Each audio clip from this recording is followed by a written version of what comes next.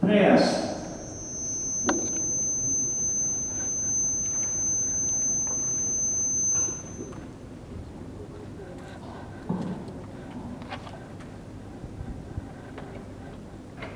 Almighty God, who in thy wisdom and goodness has established an assembly for the children of this great country,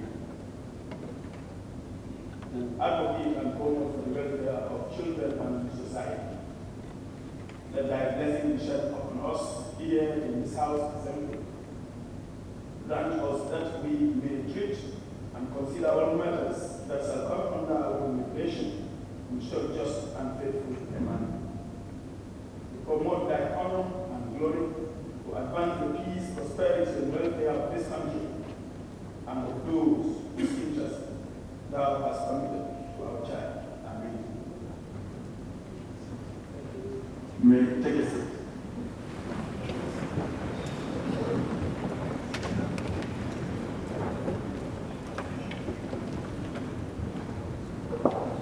IEC office communication from the chair.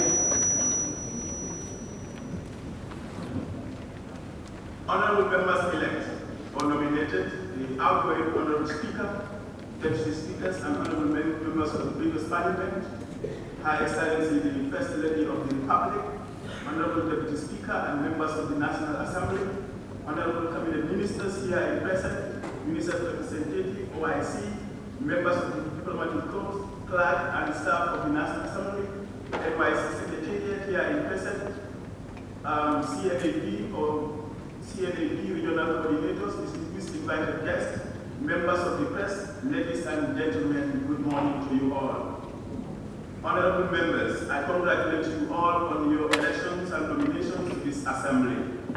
Accordingly, in pursuance of the provisions of Article 17(1) and 3 of the Constitution of the Children Assembly and Orders 3, 1, 2, 3, and 4, and 5, 2 of the Standing Orders of the Children National Assembly, I shall preside over the election of the Speaker and also administer the oath of the Speaker.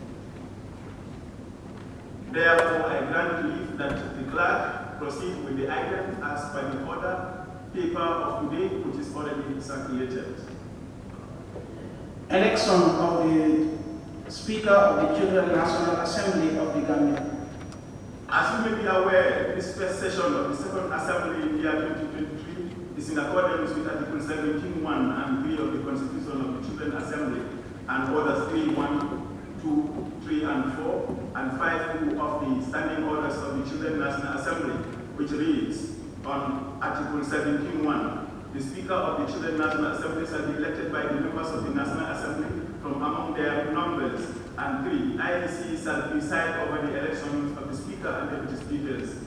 While Order 3, 1, 2, 3, and 4, and 5, 2 reads, on 3, 1, on the first sitting day of a new assembly, or on the first sitting after a vacancy has arisen in the office of the Speaker, the Assembly shall proceed to elect a Speaker.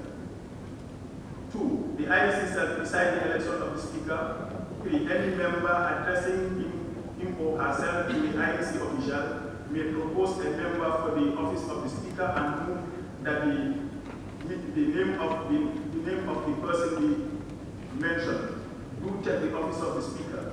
If that motion is seconded, the nominated member will ask if he or she accepts the nomination, and 4, where a nominee is proposed and seconded and has accepted the nomination, the IEC official shall ask for any further proposals. And 5, 2, the oath of the Speaker shall be administered by the IEC official in charge.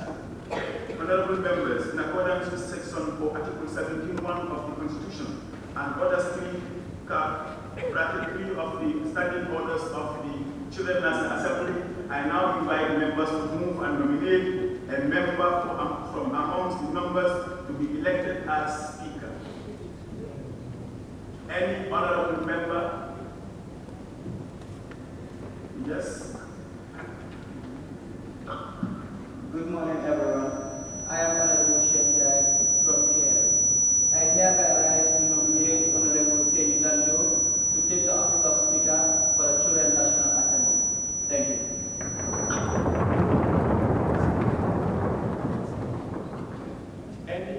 Any seconder? Yes, thank you. Thank you, Mr. Honorable, for giving me the floor. I am here. My name is Anna Ezra. I nominate our Java to be the Speaker of the Children's Assembly.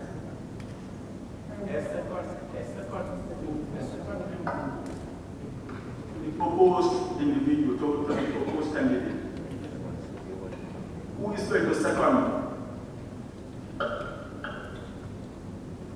Yes. Good morning, everyone. I am Famata MJK. I rise to support what Honorable Senjai said. I second that. Thank you. You seconded the nomination for who? Seni? Seni Daniel.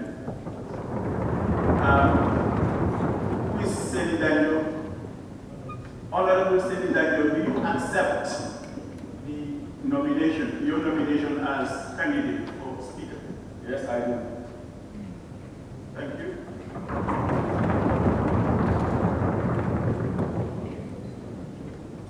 Any further proposals of nomination? Yes. Good morning, everyone. I am Honorable Ibrahim Jul. Hereby move the nomination of Lamin Jao to be the Speaker of the National Assembly. Any seconder? Yes. Good morning, everyone.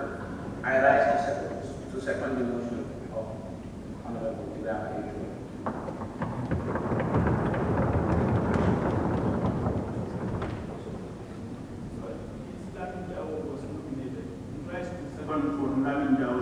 Yes, Lamin Jao. All right, thank you. Now, where is Lamin Jao? Lamin Jao? Honorable Lamin Jao, please, do you accept the nomination as Speaker? Yes, I do agree. Thank you. Any other proposals? Yes. Thank you, Honorable Speaker. My name is Peter Smile, and I nominate Honorable Ojala as the Speaker of the Children's Assembly.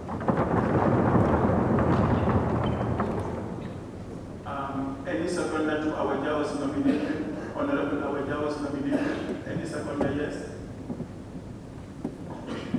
Thank you, Honorable Speaker. My name is Honorable Lisa Ndiaye. I second the nomination for our Jala for Speaker.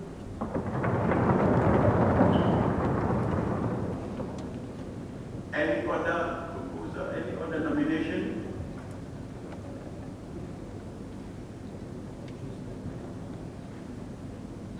Any other nomination?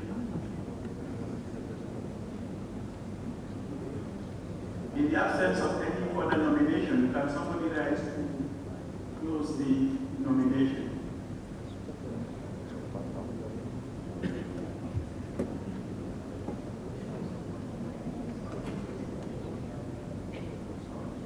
Well, since we have more than one person contested, yes? Okay, good morning, Honorable President. I am Honorable Carpenter from Bankoya. I rise to close the nomination for this speaker. Thank you.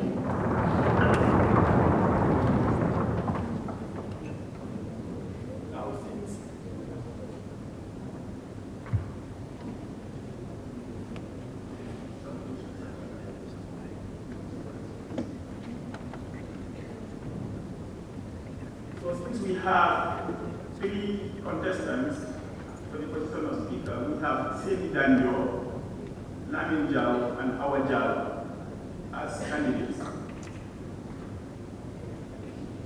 We will now invite the IEC to conduct the election for Thank you.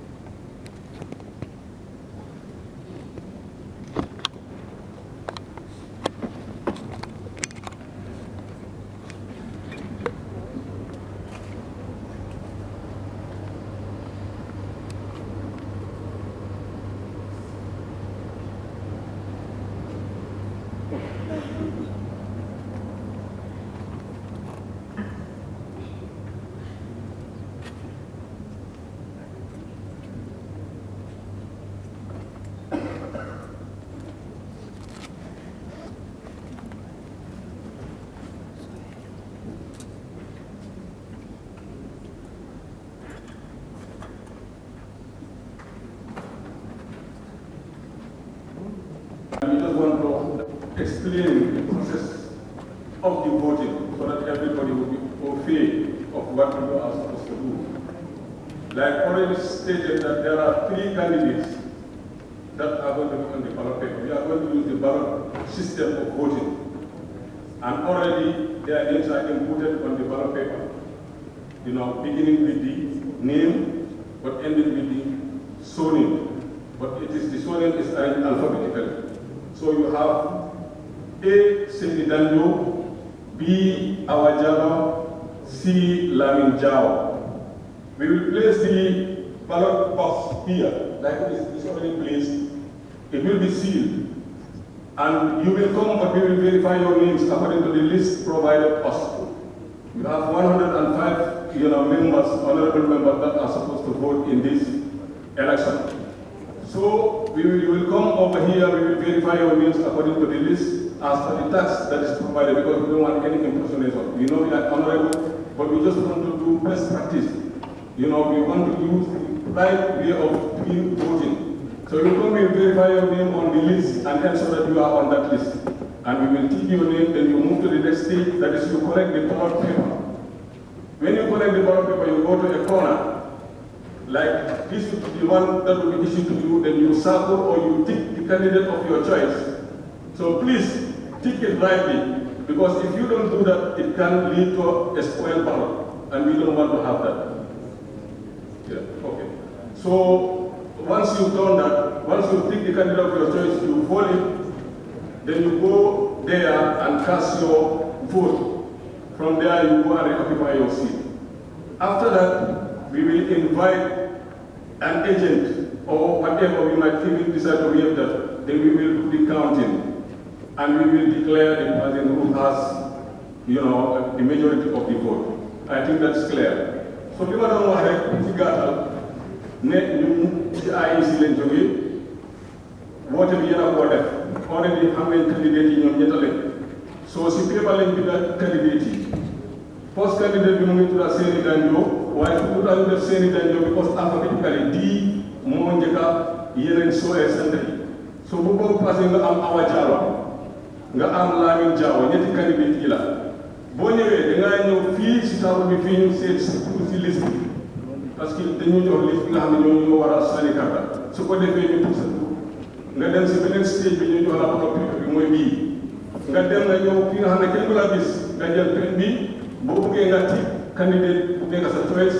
wala nga sàpp ko den nga lem ko nga dem si box bi nga dugal ko fa den su ñëpp bu sànni ba pare ñun dañoo ñëw ñu ubbi box bi ba pare compté buñ compté ñu xayma kan moo ëppale dañoo déclaré ko moo nekk kii ñetti sànni foog naa loolu set na nkamel fono doron ya kama IEC ntelle na jam ko la ni carte o fay ka ma ko kake bari janni mbakala am benana jam ye to jibe liso ni mba bari liso di molla nyanta carte o fay nin tambi dawoto ye nata bo to jaay ye baro pe to dila baro pe bani candidate sabale bi bari candidate la tumonya sakarnya a commencé ta comme like alphabetically ni ela konto moni ela first letter ni so wala na mo ya sabe wonyama te bani mala ye seni danjo soto ye awa jawo soto ye lami jawo soto ni fitambe jana ni nge to jibe fo ko tay na tabalo ganja mo ye balo pe bani dila wala mo nyinti ye ta kona to ye pinota ye candidate men diate ya toti wala ya sako den ya la ko sinya fula ye ta ni ko so ko jan ya jorondi ni albele ka to fa en ko so ni tan ba ye la mandila be control ke la ni nga control ke candidate lo men na ka to siata mo do wala declare so ala baraka so nga domando man albe sel la jan domando mo moy ka to fa do ni ila silula do honorable members thank you very much.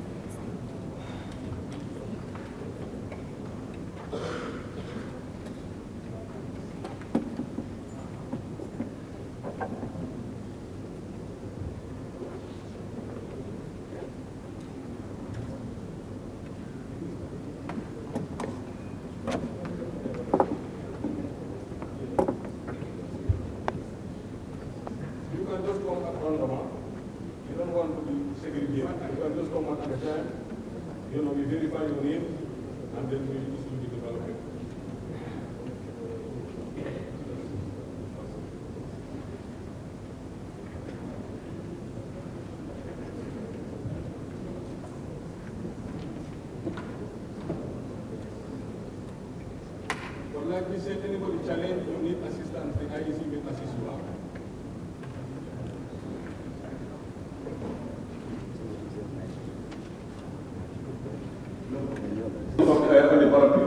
Please be reminded, we don't want you to write on any of the ballot because it can lead to the ballot being a spoiled ballot. Please be reminded, honorables.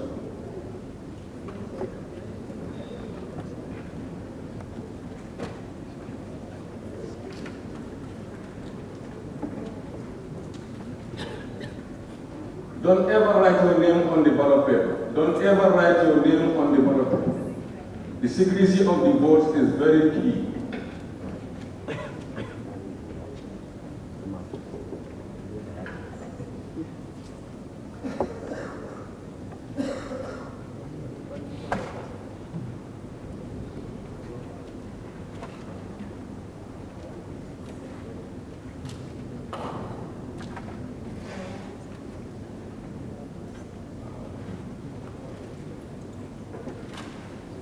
Lima doon wax rek si gàttal ne bu kenn bind dara si baro bi buñ laa jox parce que dafa war a nekk secret vote li ñu la sant rek mooy nga correct ko nga tij ko wala nga sakul candidate bi nga bugg a sànni parce que ñu ngi ko def alphabetically A, B and C yomb na bi nga bugg a rek koo sakul wala nga tij ko bu kenn bind ko am foofu mais même fo nga su jaka ma do mo kara fen sabe ñi baro bi ñu do because wala waati na la baro bi yeti ñaa.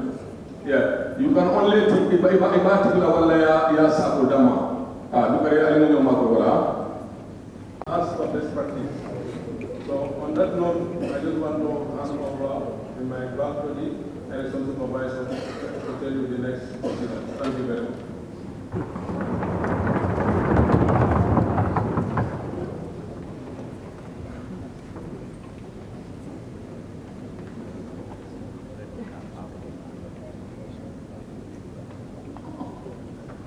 Assembly resumes.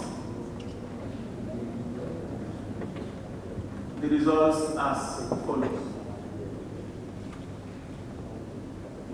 I, Esa Balde, having supervised the election of the Speaker of the National Children's Assembly of the Gambia, hereby declare the results of the election as follows. Awajal, 16 votes.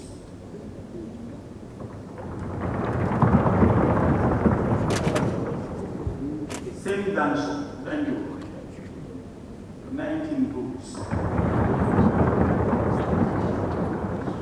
Lamin Jao, 69 votes.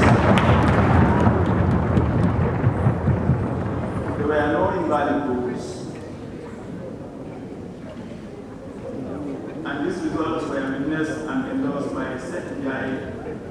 Janso, Luis Ndiaye for Awa Jallow, Fatimata Yemi Mala for Lamin Jao. I hereby declare that Lamin Jao has been duly elected as Speaker of the National Children's Assembly dated 12 August 2023. Signed, yes, sir. Thank you.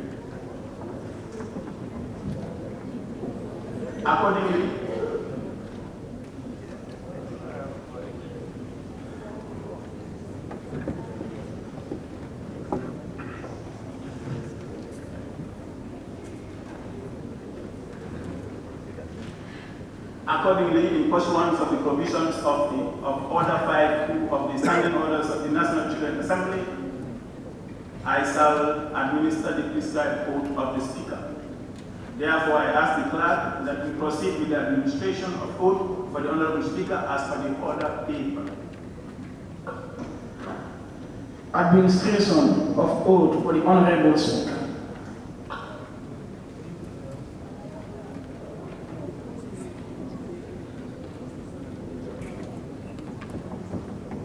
I congratulate the Honorable Speaker-elect, this Assembly of the Children of the Children National Assembly of the Gambia.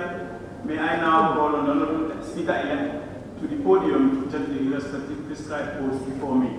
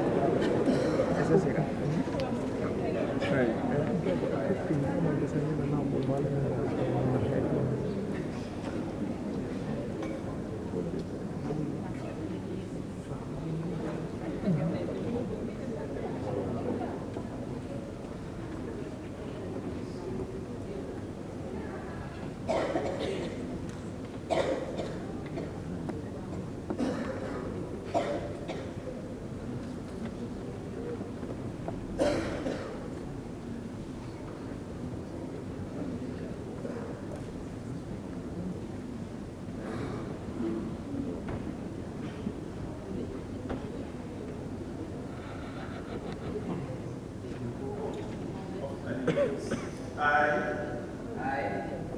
Lamin Jao, having been elected as Speaker of the Children National Assembly of the Gambia, do hereby swear that I shall be faithful and bear true allegiance to the children of the Gambia, that I shall execute the functions of member of the Children National Assembly without fear or favor, affection or ill will.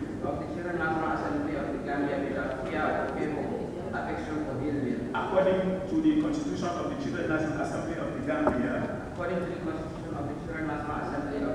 So help me God. So help me God.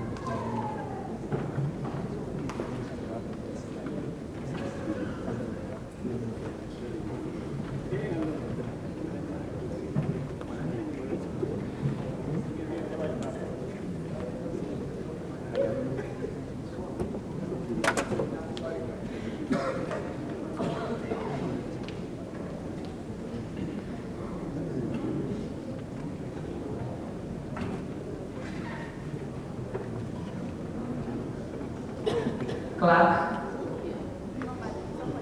Administration of both of the Honorable Deputy Speaker of Honorable Members of the Children National Assembly, the Gambia.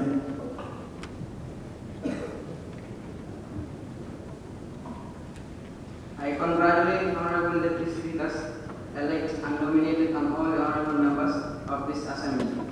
May I now call on the Honorable Deputy Speakers to the podium to take the respective prescribed vote, followed by the Regional Deputy Speakers, members in accordance with Clause 5.1 of the Standing Orders, which reads, and I quote, no member of the Parliament shall assume his former office until he or she has taken and subscribed to the oath of allegiance. Thank you.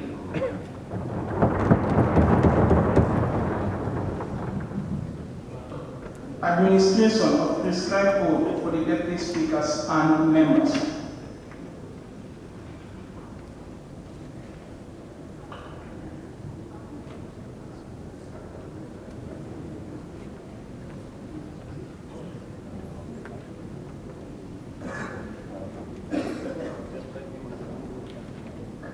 May I now call Honorable Adema Demba to the podium.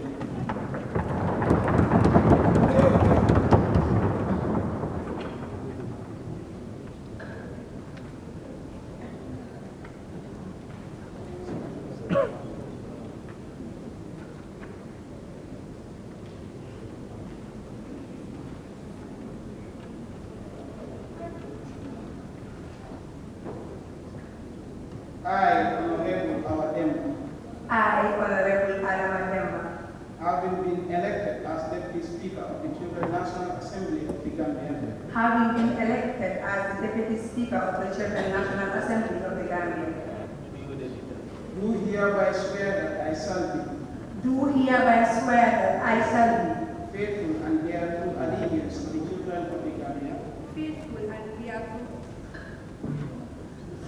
and bear true allegiance to the children of the Gambia, that I shall execute the functions of member of the Children National Assembly the functions of member of the Children National Assembly without fear or favor, without fear or favor, affection or ill will, affection or ill will, according to the Constitution of the Children National Assembly of the Gambia. according to the Constitution of the Children National Assembly of the Gambia. So help me God. So help me God.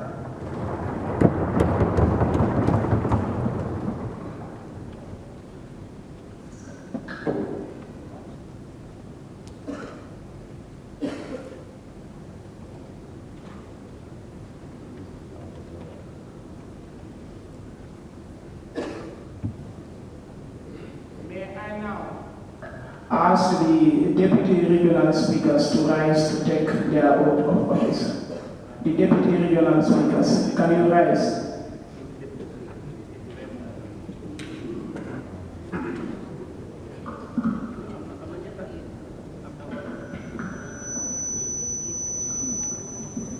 So you can just say this.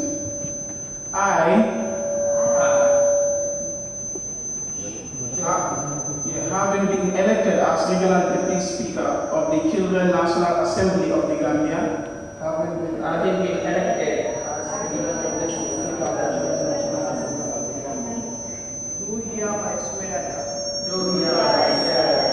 I shall be faithful and bear true allegiance to the children of the Gambia, that I shall execute the function of member of the Children National Assembly without fear or favor, affection or ill will, according to the Constitution of the Children National Assembly of the Gambia. So help me God. You can sign and then I will later call it. Thank you.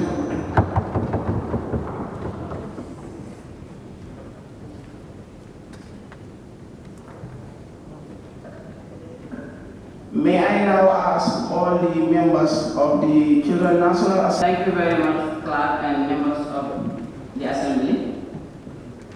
Clerk, please come. Maiden speak by Honorable Speaker. Her Excellency, the First Lady of the Republic, Honorable Deputy Speaker, members of the National Assembly, Honorable Cabinet Ministers here present, UNICEF representative OIC, members of the Diplomatic Corps, clerk and staff of the National Assembly, NYC Secretariat here present, distinguished invited guests, members of the press, ladies and gentlemen, good afternoon to you all. Honorable members, I congratulate you all on your elections and nominations to this assembly. I would like to say Alhamdulillah 3 times. I thank Allah subhanahu wa ta'ala for the great favor He has rested in me to be elected as the Speaker of the Children National Assembly of the Gambia. Then I register my special thanks and gratitude to member colleagues for having the trust and confidence of electing me as the Speaker of this assembly. Equally, I congratulate you all for having been elected and nominated as members of the Children National Assembly, representing your various regions and the Gambia as a whole.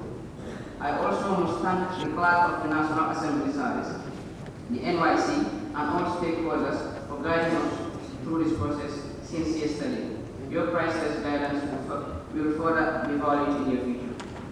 It is a great honor to be elected as Speaker of this assembly, although with a great responsibility, of course, I am aware. Honorable members, I just want to pray to Allah that I shall travel the path successfully and be responsive to the wishes and aspirations of children of this great country of ours, the Gambia.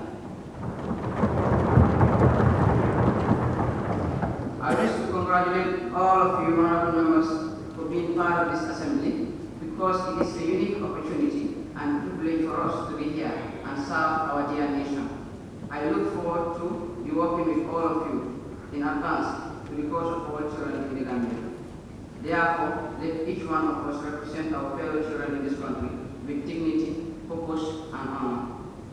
Let this assembly continue to be living embodiment for addressing the plight of children of this country. Finally, I want to urge all of us to cooperate and make our tenure in office a great success. Thank you. Clerk, you may now proceed. Statements. Honorable members, at this juncture, I want to invoke Order 28 of the Standing Orders of the Children National Assembly of the Gambia.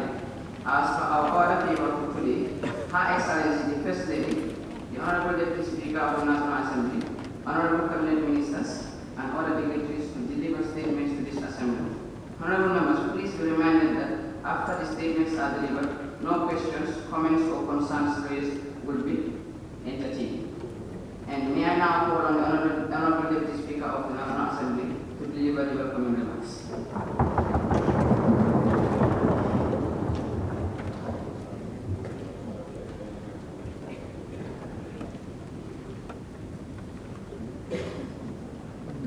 Thank you very much, Honorable Speaker, sir. Your Excellency, the First Lady of the Republic of the Gambia, Madam Fatoumata Barrow, the Honorable Minister for Youth and Sport, the Honorable Bakari Badi, Honorable Minister for Gender and Children Affairs, the Honorable Fatou Kinde, Lord Mayor of Banjul, Madam Rohima Malik Law, representative of the UNICEF, Resident Representative of the Gambia, Henrietta Sonko, Director of the Mercy Holland Foundation, officials of the Ministry of Gender, Children and Affairs, officials from the National Youth Council and the Ministry of Youth and Sport, development partners from the Children National Assembly of the Gambia, members of the Diplomatic Council Corps, the Honorable Speaker, Deputy Speakers, and members of the National Assembly, of the Children National Assembly of the Gambia, and all other protocols on behalf of the Honorable Speaker of the National Assembly, Honorable Babakari Kamokjata, both sides of the National Assembly, clerk and staff of the National Assembly of the Gambia. It's an honor and a privilege to welcome you to this very important assembly. This is an unprecedented session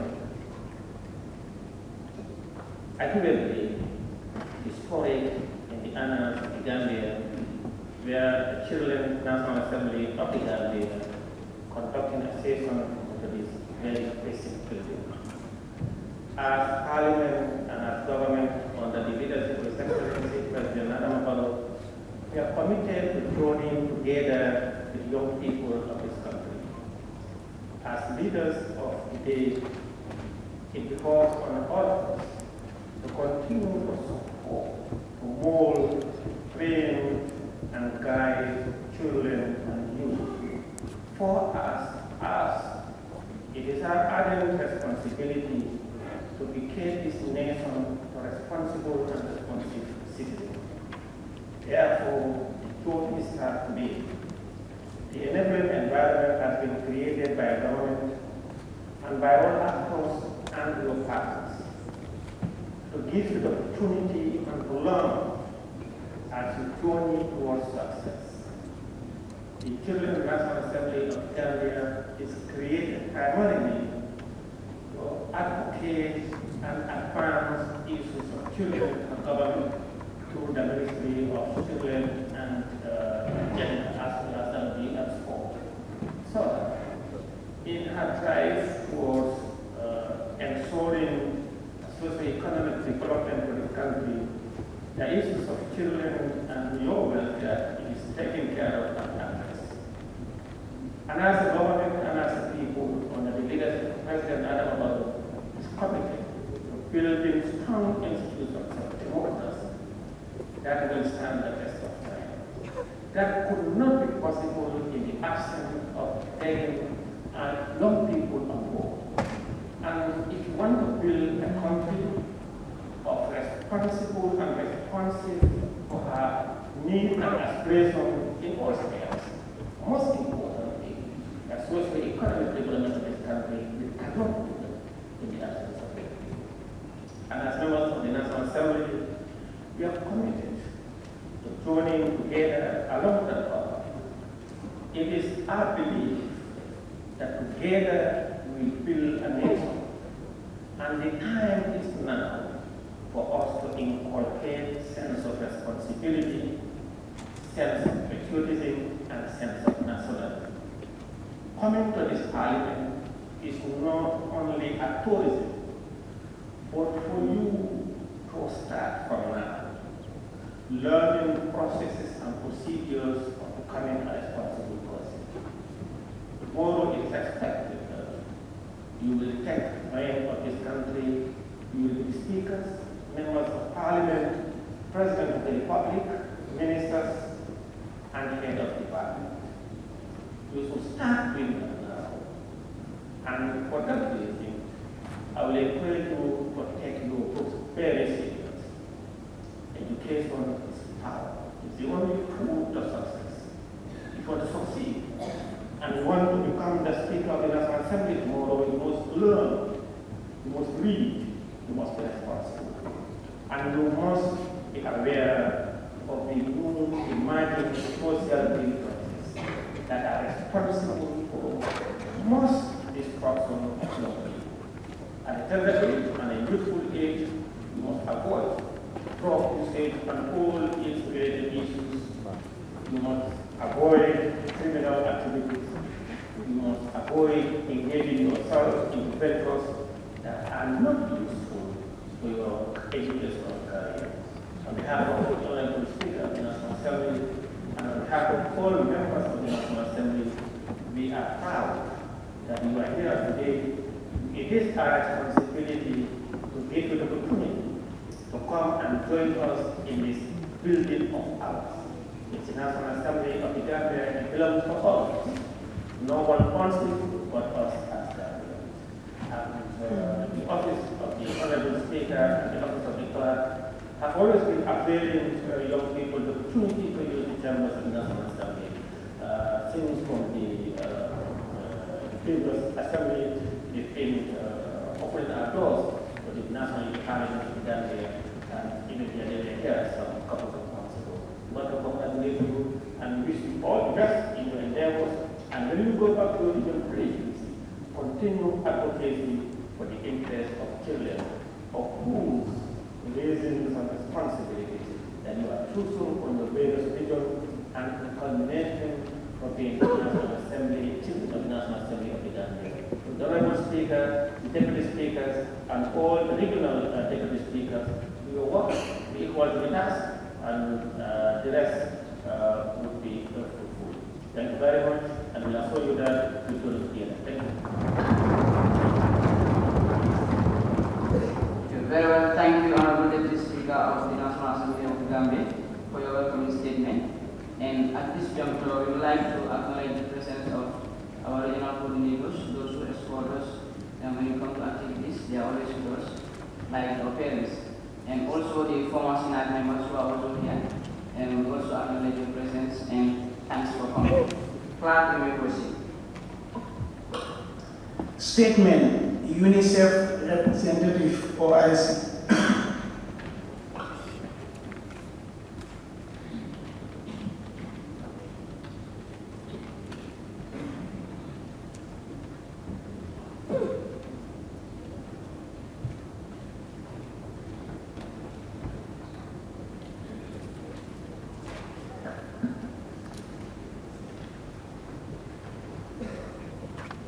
Excellency Fatoumata Barrow, First Lady of the Gambia, Honorable Deputy Speaker of the National Assembly and members of the National Assembly of the Gambia, Honorable Ministers, Lord Mayor of Banjul, members of the Cuban National, the elected Speaker of the Cuban National Assembly of the Gambia, and also thank and congratulate you all for your brilliant election as member of this assembly.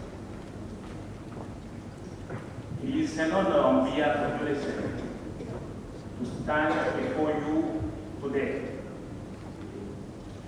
and to benefit from being blessed among you, the future of the nation. The very purpose for which every child in this chamber is here today is hope. Hope in the efficacy of their voices to inspire change. Hope in the promise of a better tomorrow, where every child can survive, thrive, and reach their full potential. Hope in a society that puts children first. Your presence here today is also a testament to our shared commitment to support your right to participation, which is at the heart of the Convention of the Right of the Child, to which the Gambia is a signatory. We strongly recognize that children's voices are integral in shaping programs and policies for children, because nothing for children without children. Excellencies, honorables, dear partners, children are challenging us. They have been able to show us a lesson of democracy this morning, and they are ready to learn. And I'm sure that you will be representing the children of your respective region who have elected you as their expected. You are challenging us to deliver on our promises made in the Convention of the Rights of the Child and the Children Act of the Gambia, to put children first, to invest in programs and services that protect and guarantee the survival, health, education, access to safe drinking water and other basic services, roads and development of children, services that protect every child from abuse, violence, discrimination, and exploitation. We must act with urgency to respond to their needs, to your needs and concerns. We recognize that listening comes with the responsibility to respond. Equally important is addressing the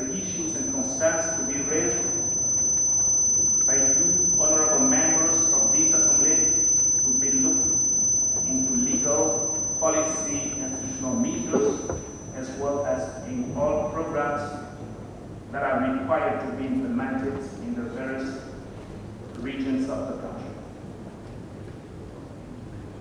To ensure this, we will need the coordination of numerous actors, starting from the government, the lawmakers, development partners, civic society organizations, parents, teachers, religious and community leaders, as well as the media.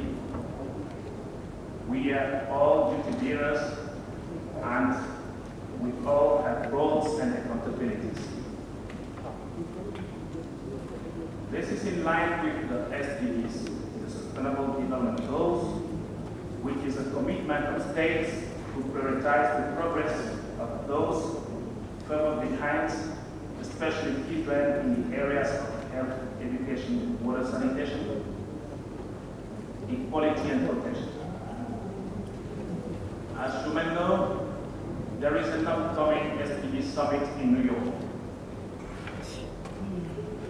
for which we encourage the government of the Gambia to keep children at the center of the country's priorities for accelerating progress to achieve the Sustainable Development Goals, because children are the future, and the future is built now.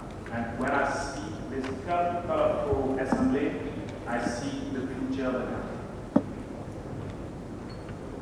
In 2019, in these chambers, the Children National Assembly presented the Gambia We Want call to action to the government.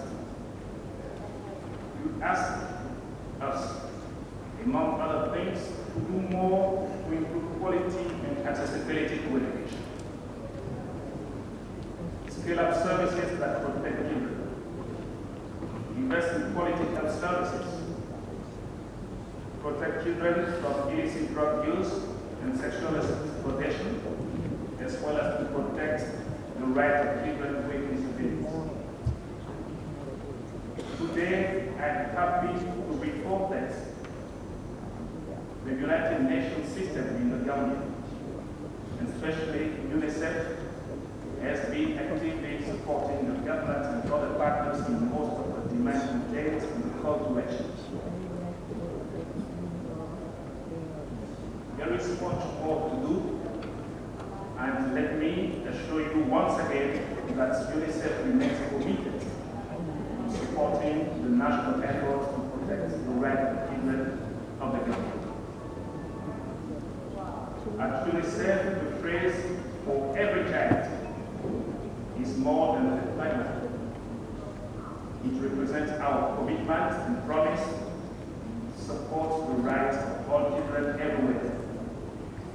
We will live by this commitment and promise as long as we remain UNICEF for every child. And as the Deputy Speaker rightly mentioned, you are here representing your region, you are here representing the youth of the country. So, through this learning process,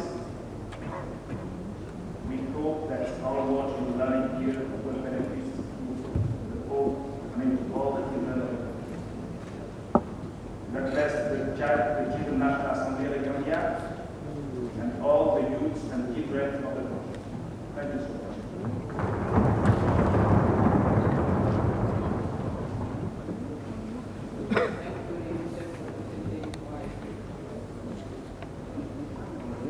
Thank you, the UNICEF representative OIC.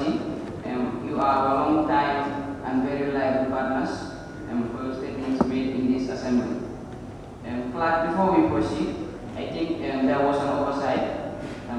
The Lord Mayor of Banjul, and of course an ambassador of women and children in this country, is here present with us, but was not mentioned in those who are duly observed. And Lord Mayor, we acknowledge your presence here. It was an oversight. We apologize for that. Yes, we are grateful for your comment. Okay. Now, Clerk, we may proceed. Statement, Honorable Minister for Youth and Sports.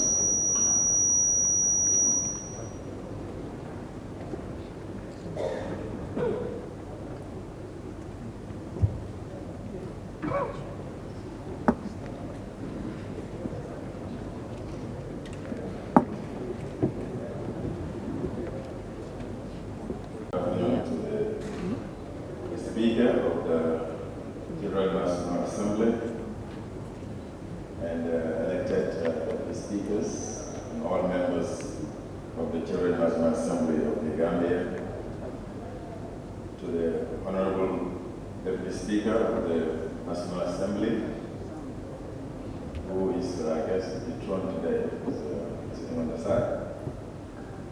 Your Excellency, the First Lady of the Republic of the Gambia, Madam Fatuma Barrow, the Honorable Minister for Women, Children, and Social Welfare, the Lord Mayor, Banjul, and the Honorable National Assembly Member, Tumajai, the Deputy UNICEF representative, and to all the other invited dignitaries that are here, staff of the National Youth Council and the Ministry of Gender, Children and Social Welfare, all other invited guests, good afternoon to you all.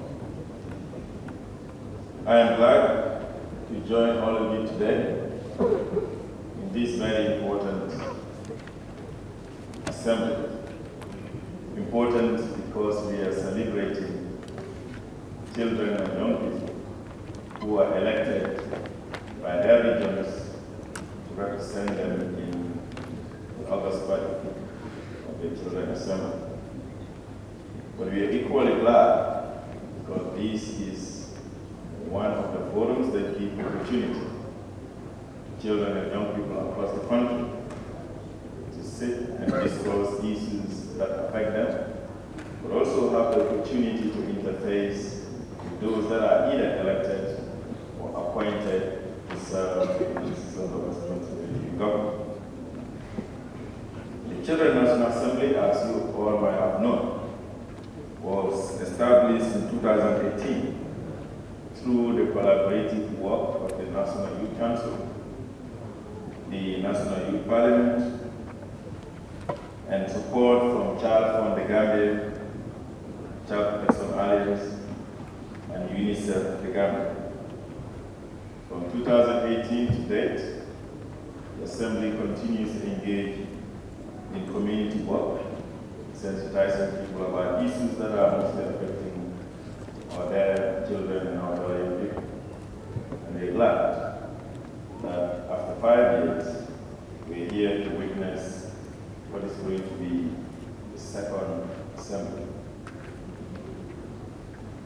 The SNAC, as we all call it, that is CNAG, is a platform for children to engage, discuss, and dialogue with policymakers, as well as to make recommendations to those policymakers for actions either by themselves or by the wider government institutions. Today, we are gathered here with 105 members who are elected at the regional level. And the composition is such that each region is given the opportunity to elect 15 members with the stipulated rule that out of those 15, 2 must be people with disability. Additionally, there is a 15 who are also nominated from other interest groups, and that brings the number to 105. So you're definitely by no means a small body because of the number, but because you also are here representing all the other children who elected you to come and be here. So anytime you're meeting, you should take note that yes, you are 105, but you're 105 that represents the thousands of children that could not have had the opportunity to hear your voices, your actions, and anything that you do reflects the other thousands of children that brought you here through an election, through a nomination. SNAC, beyond the sitting of the Assembly, those engaged in sensitization, and I'm reliably informed that for this time, you're focusing on the key issues that are affecting our society. One of such is climate issues, climate change in general terms, HIV and AIDS, drug use, and other social vices. It is our hope that you will be able to do maximal impact in raising awareness among your fellow children and among your fellow young people, so that we can be able to reduce the incidence of drug use in our societies, in our country. But you will also be able to reduce the impact that HIV and AIDS have on our children and their families. But most importantly, we are all experiencing the unprecedented heat waves that cuts across the country and across the world. And that is one of the effects of climate conditions and climate change.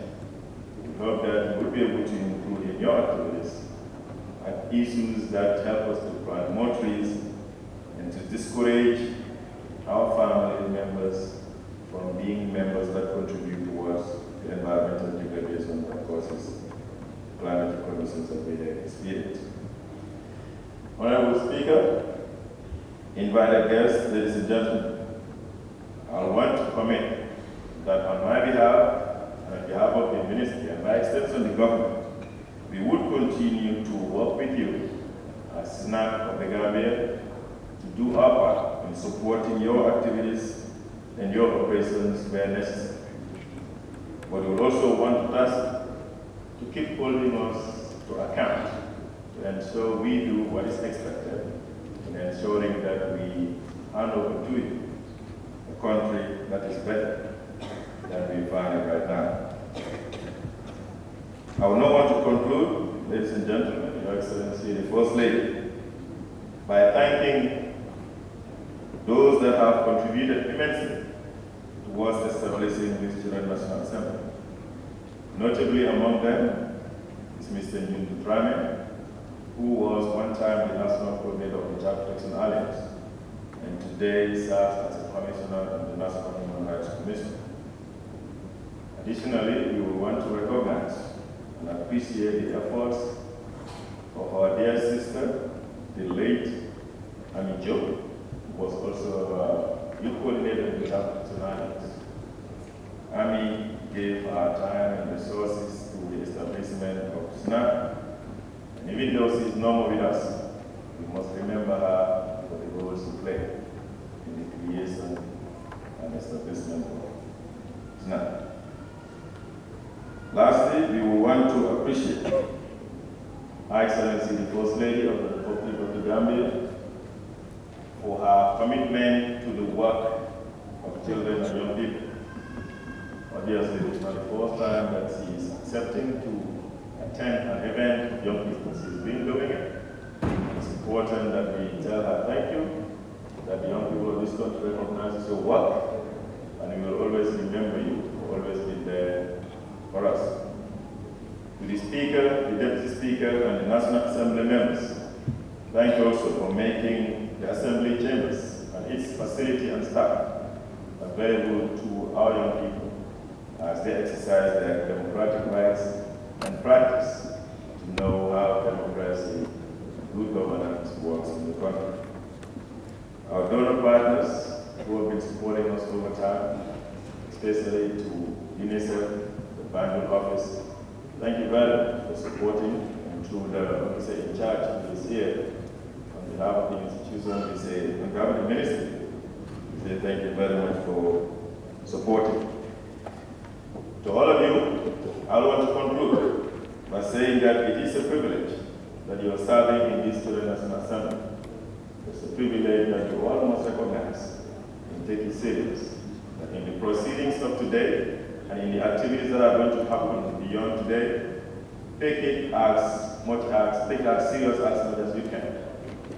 Because these are things that help you and help all of us to prepare for our leadership role in the future. So we must not negate on our responsibility, and we must be dutiful and ensure we do what is expected. But we have the hope that you are elected from among many young people and many children because of the trust that your people have on you. Congratulations to the elected Speaker and to Deputy Speaker, and wish you a very successful sitting and a very successful term as Assembly, members of the Chilean National Assembly. Thank you very much. Okay, thank you very much, Honorable Minister, for views and thoughts for your statement to this Assembly. And we are really grateful to your ministry for being by our side since the establishment of this Chilean National Assembly. And we rest assured that we commit ourselves to advocate for every child to have every right. Because we all know that we cannot make laws, but actually we can advocate for those who are outside there. We cannot make laws, but we can sit with lawmakers, we can sit with policymakers, and make sure that they know the problem of children. Because we are just 105 out of many. So we rest assured that we are going to do that. And flat we may proceed for now. Statement, Honorable Minister of Gender, Children and Social Welfare.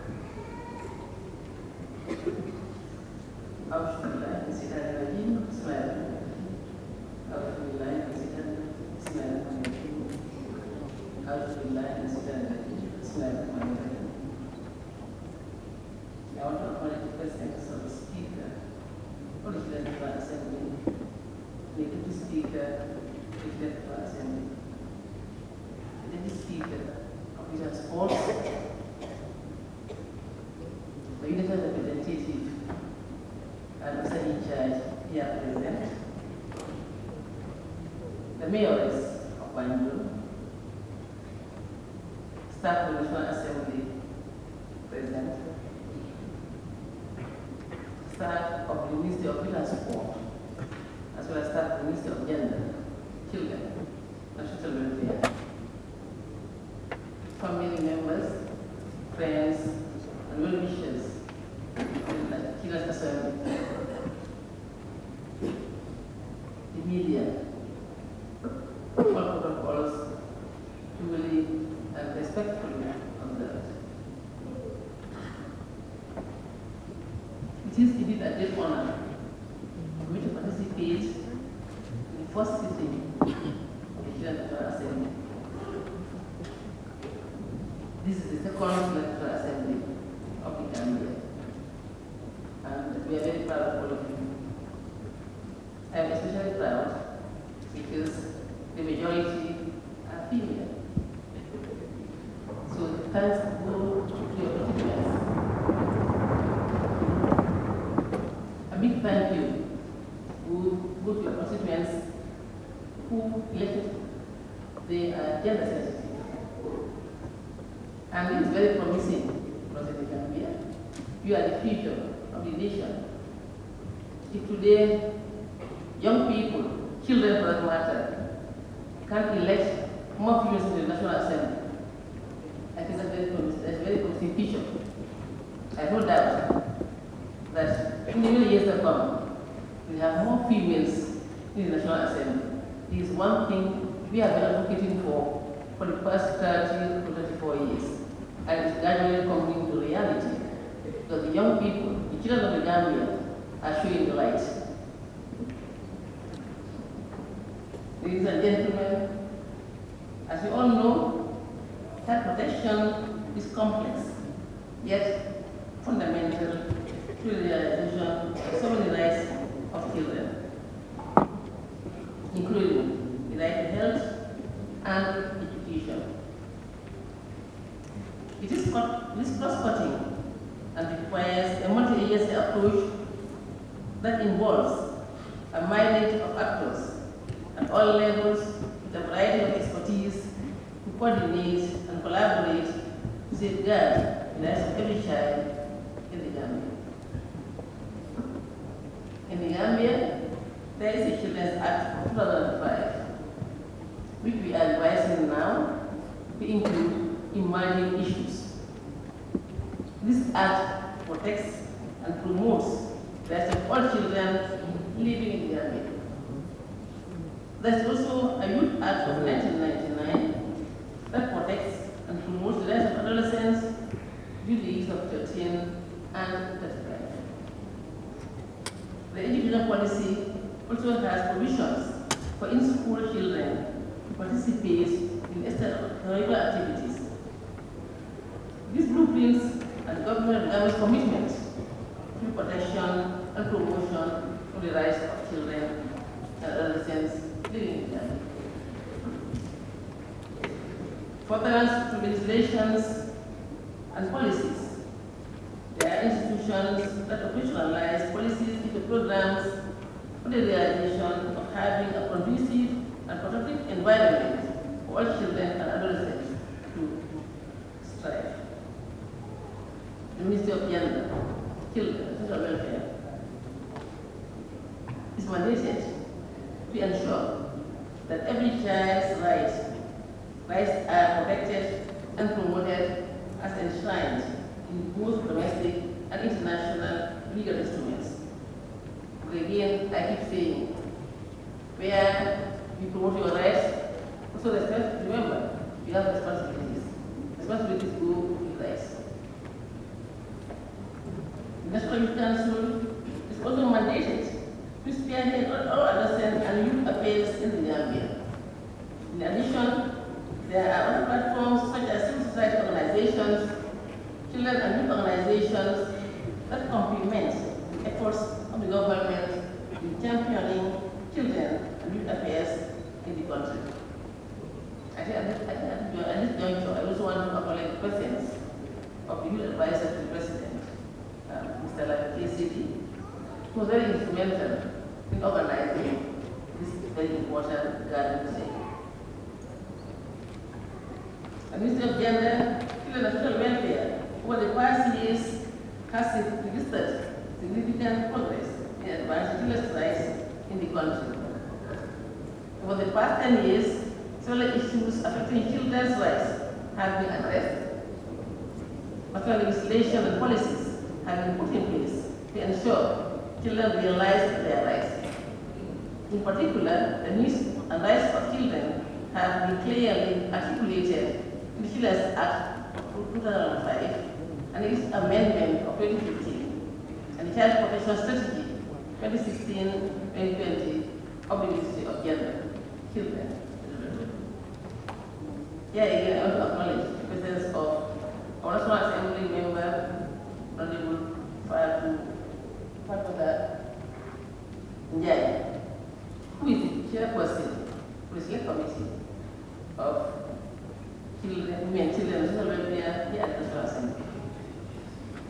The country has created a new Ministry of Women, Children, and Social Welfare, where the independent children directives is already established, showing the importance the government of the Gambia has on the issue of children.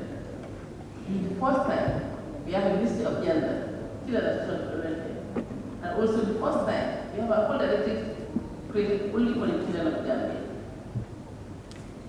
The country has also put in place child protection actors in all the branches of power, the executive, judiciary, and legislation. And a very big thank you goes to our president, who has the foresight, and none other than President Adam Barrow. All of these achievements have been registered through his leadership, and we thank him for being the leader. National and international NGOs are also implementing child protection activities across the country to complement the efforts of the government in child protection. Besides legislative review, my ministry has registered numerous progress in an effort to prevent violence against children, which include the following. In an effort to address violence against children, my ministry supported the development of a situational analysis of vulnerable children, CITA, to inform our programmatic approach to children's welfare in the country. The findings in this report have been used to divide children's actual life. Supporting the capacity development of social workers in case management and communication tools to enhance efficiency and effectiveness is a essential for children. My ministry supported the functioning of the National Child Protection Steering Committee and National Child Justice Committee through quarterly meetings to ensure good coordination of child protection across in the country.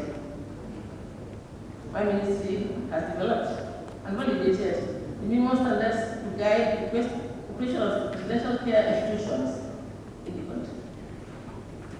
We have also established the establishment of a child helpline with the support of UNICEF and provision of shelter for child survivors of sexual and gender-based violence. Ministry of Gender, Children and Social Welfare has a child protection response vehicle to enhance effective and efficient case management response. This is also through the support of UNICEF. I want to pause to also acknowledge the presence of Madam Nideta Sonko of Emerson Plan Foundation, who is also very supportive to the work of the Ministry of Gender. I want to say that at our shelter for children in Bakote, he's putting up a classroom block for our children to start nursery and primary education, not only for the children in the shelter, but also in the surroundings of Bakote, so they can start nursery and primary education at the shelter. And later, thank you for the support. The Ministry of Gender supported the training of social welfare, social workers, probation officers on diversion, alternatives to detention, and restorative justice to facilitate children's access to justice in the country. The establishment of the Child Helpline 199 to enhance effective case management system on gender-based violence. This is a clear manifestation of the commitment of government to protect the rights of children and ensure their well-being.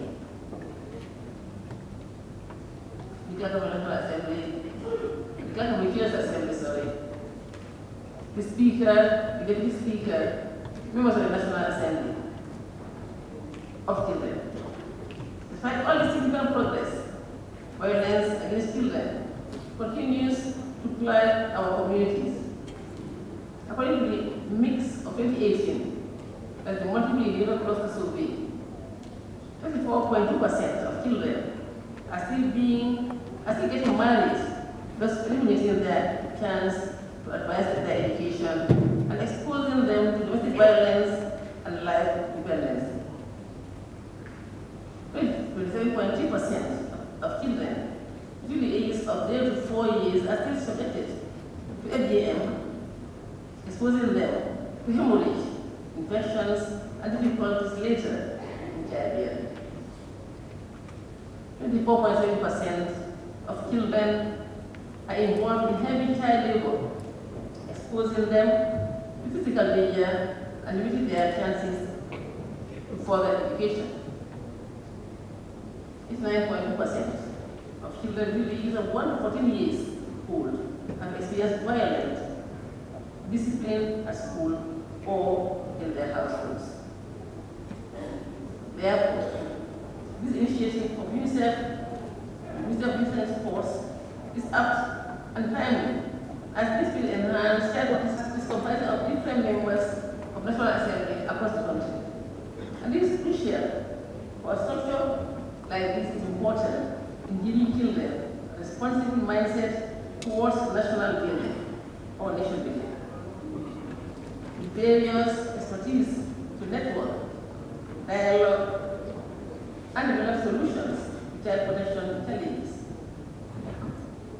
If this network operates effectively, and I know that it can result in a more effective exchange of information and collaboration in addressing many child protection concerns.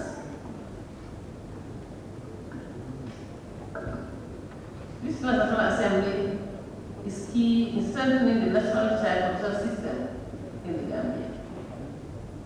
My ministry will continue to focus on equipping the child protection system to minimize and respond to violence, abuse, and exploitation of children, including as well as strengthening the education system and enrich the policy and legal frameworks that we have to protect the rights of children. We conduct evidence generation advocacy and technical support for prevention and response services, wellness against all children. For advocacy, the Ministry of Gender, Children and Social Welfare, we continue to support Children's National Assembly to give children a voice so that they can participate in decision-making processes on matters affecting them and their fellow children whom they are representing here. Giving children a voice within a child protection system means setting a mechanism like the Children's Assembly that we have, where children will interact and dialogue with policymakers in advancing the rights of children across the country.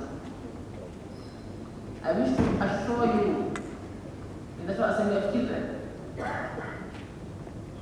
of the full support from the Ministry of Gender, Children and Social Welfare in all of your work to ensure the protection and promotion of the rights of children across the Gambia. Please be informed that we have staff and offices across the region, across the country in all regions. Visit our offices and work closely with our staff in all regions. At national level, our office doors are open to all of you. Sincere thanks and appreciation go to the First Lady for participating in this event. And it didn't come by surprise.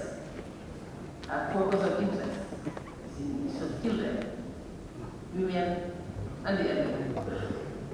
Many a time, she has visited our set of children in Bakonde to give support. And so, as a result of that, we want to thank her very much. Always being at our age, anytime we knock on her door, even if we knock on her door. Thanks and appreciation also go to UNICEF for funding this event, the National Youth Council, and all the other child protection partners for their support for the successful implementation of this great activity for the children of the Gambia. I thank you all for your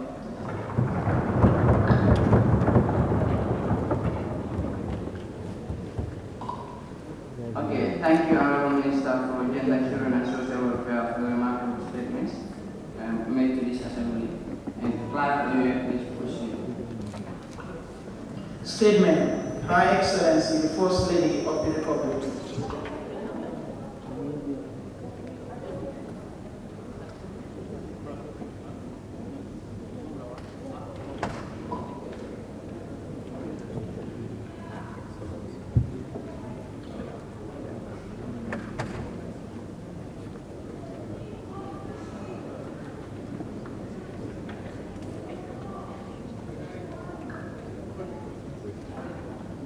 Thank you, Honorable Speaker, and congratulations to you and your colleagues.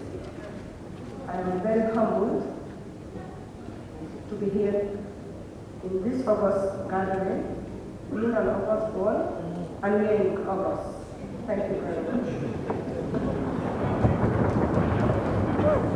The Honorable Minister of Gender, Children and Social Welfare, the Honorable Minister of Youth and Sports, Deputy Resident Representative UNICEF in Gambia, the Lord Mayor of Banjul, Deputy Speaker of the National Assembly, Honorable National Assembly members here present, the head of the UN agencies, honorable members, and all protocol duly and respectively observed. Good afternoon to you all. The establishment of Children National Assembly in the Gambia is one of the best things that one can do to promote the empowerment, protection, and participation of children in the Gambia. It is gratifying to note that it is a representation of all children in the Gambia, including those in schools, out of school, the differently able. The differently able. Participation is a fundamental right of all children as enshrined in the United Nations Convention on the Rights of the Children, UNCRC, Act 12, 17, and 31. Child participation is one of the core principles of the Convention on the Rights of the Child, CRC, which asserts that children and young people have the right to freely express their views, and those views are listened to. Ladies and gentlemen, giving children and the young to make informal choices and decisions, understand and build healthy positive relationships with others and people around them. It helps them handle and manage their daily lives, increase their confidence, and learn to become emerging productive and responsible leaders in their communities. It also reduces suspicion between adults and children, break the culture of silence, and increase dialogue for a common goal based on mutual understanding. Ladies and gentlemen, I understand that the Children's Assembly, unlike the National Assembly, does not have any formal statutory powers and authority. The Children's Assembly would serve as a mechanism for children to lobby government to implement the Children's Act and other relevant international instruments and monitor progress too. This must be the central task of Children's Parliament. Ladies and gentlemen, as the First Lady and mother of all children in the Gambia, I am committed to the protection and promotion of children in the country. My office and foundation will work closely with the National Assembly, the Gambia, to promote and advocate the welfare of all children. I want to assure you of my office's commitment and support to work with all of you throughout your tenure. Ladies and gentlemen, let me also use this opportunity to commend the National Youth Council under the Ministry of Youth and Sports, the Ministry of Gender, Children and Social Welfare, and UNICEF for the foresight in establishing this very important structure. Mention must also be made of others, members of the technical working groups, including National Assembly, Ministry of Basic and Secondary Education, Child Protection Alliance, Child Fund, the Gambia, and the National Youth Parliament. At this juncture, it is therefore my honor to inaugurate the second batch of the Children's National Assembly of the Gambia for the period of 2023 to 2025, and I wish you all a successful tenure. Thank you very much. I'm sorry I'm missing a month. I have flu and I'm down, but because of you, you're so dear to my heart, that's the reason why I'm here. And I thank you.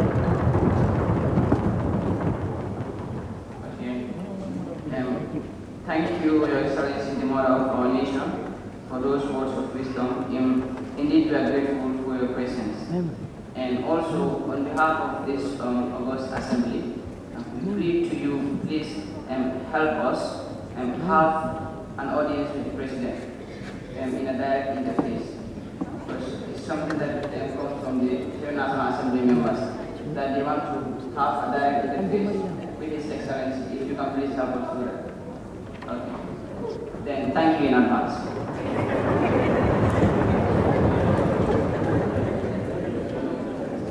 And now clap.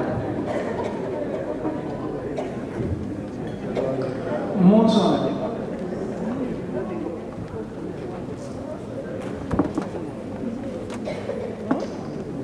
Be it resolved that this August Assembly do consider and adopt a position paper on accelerated action towards the Gambia we want by the Cuban National Assembly of the Gambia, August 2023.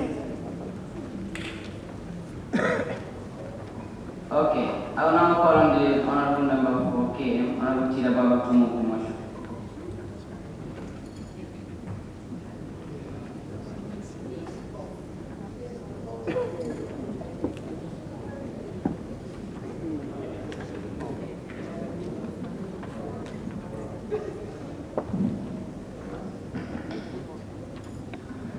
Speaker, I, Honorable Tilabaro, rise to move the motion that this Assembly do consider and adopt position paper on accelerate actions towards the Gambia V1 by the Children National Assembly of the Gambia, August 2023.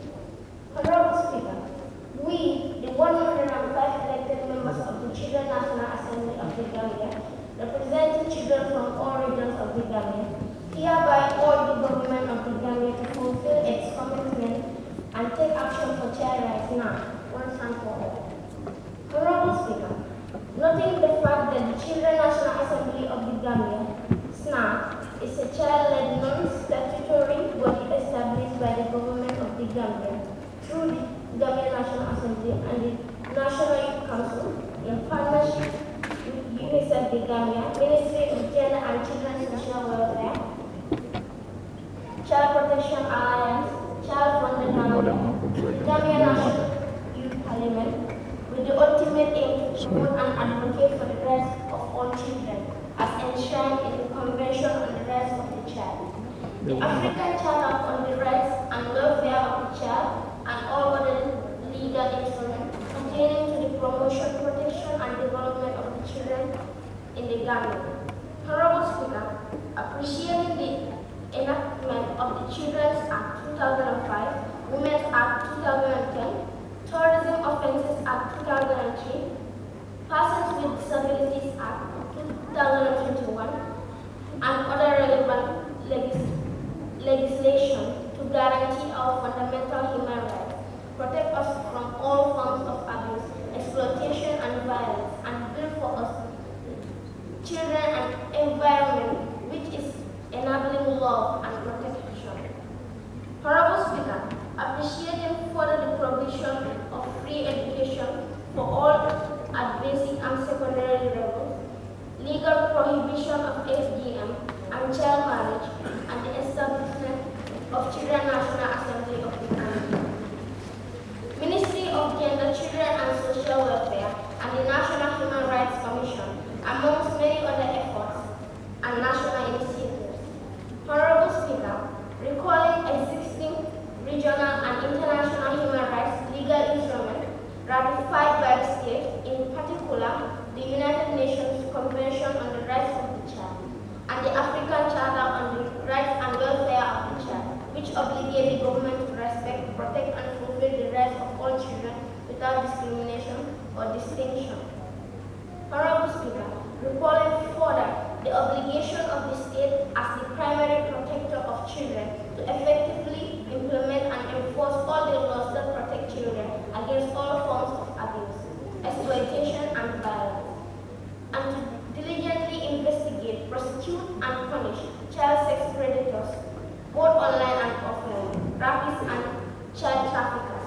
Honorable Speaker, conscious of the fact that this year marks the 34th anniversary and 75th anniversary of the United Nations Convention on the Rights of the Child and the Universal Declaration of Human Rights, respectively.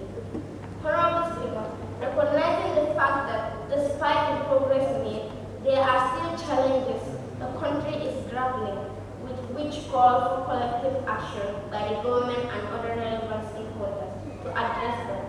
Honorable Speaker, in view of above and for inadequate protection, provision, participation, and development of the children in the Gambia, we request the government of the Gambia to commit to the following.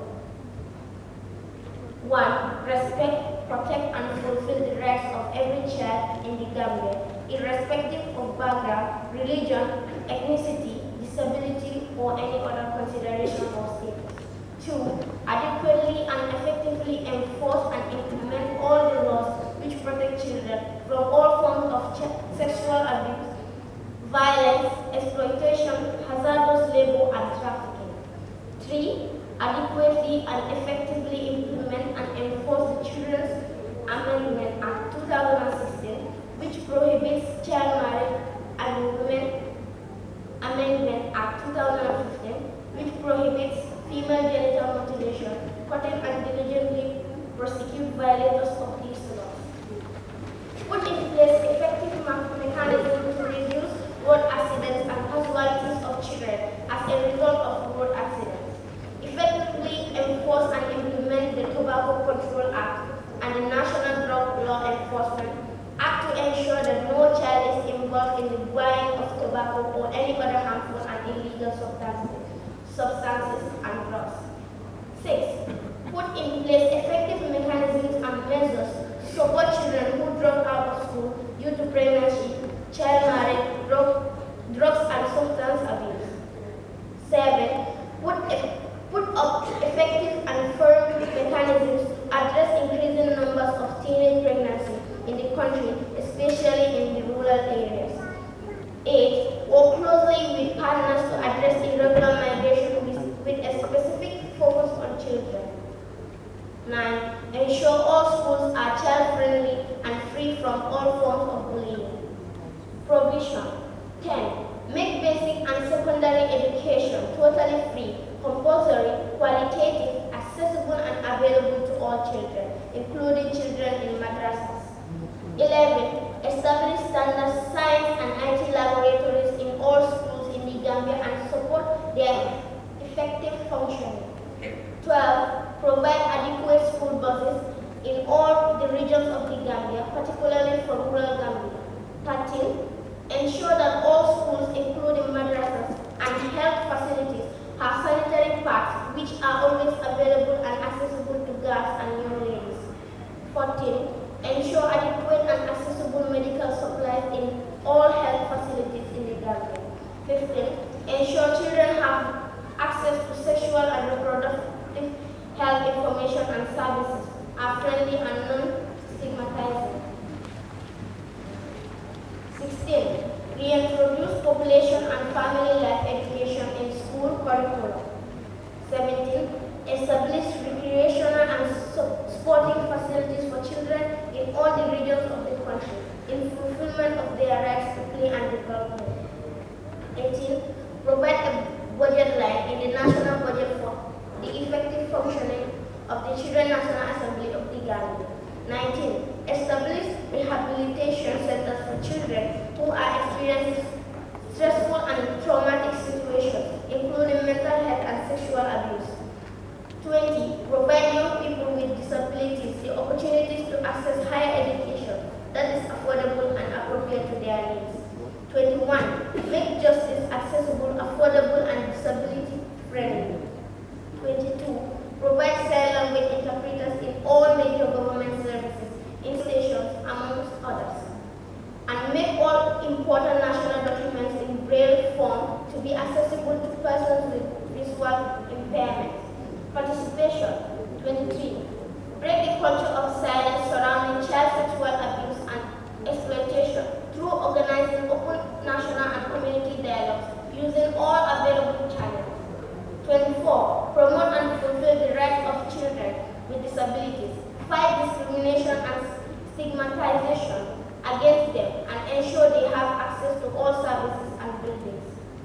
25. Encourage the active participation and involvement of children in decision-making processes at the national and local levels, including through child-friendly digital technologies. We wish to earnestly urge the government on behalf of the children of the Gambia effectively implement this call to action. It will contribute greatly to advancing our rights. A Gambia fit for every child is a Gambia that protects, safeguards, and provides the environment for the realization of our potential. I beg to you.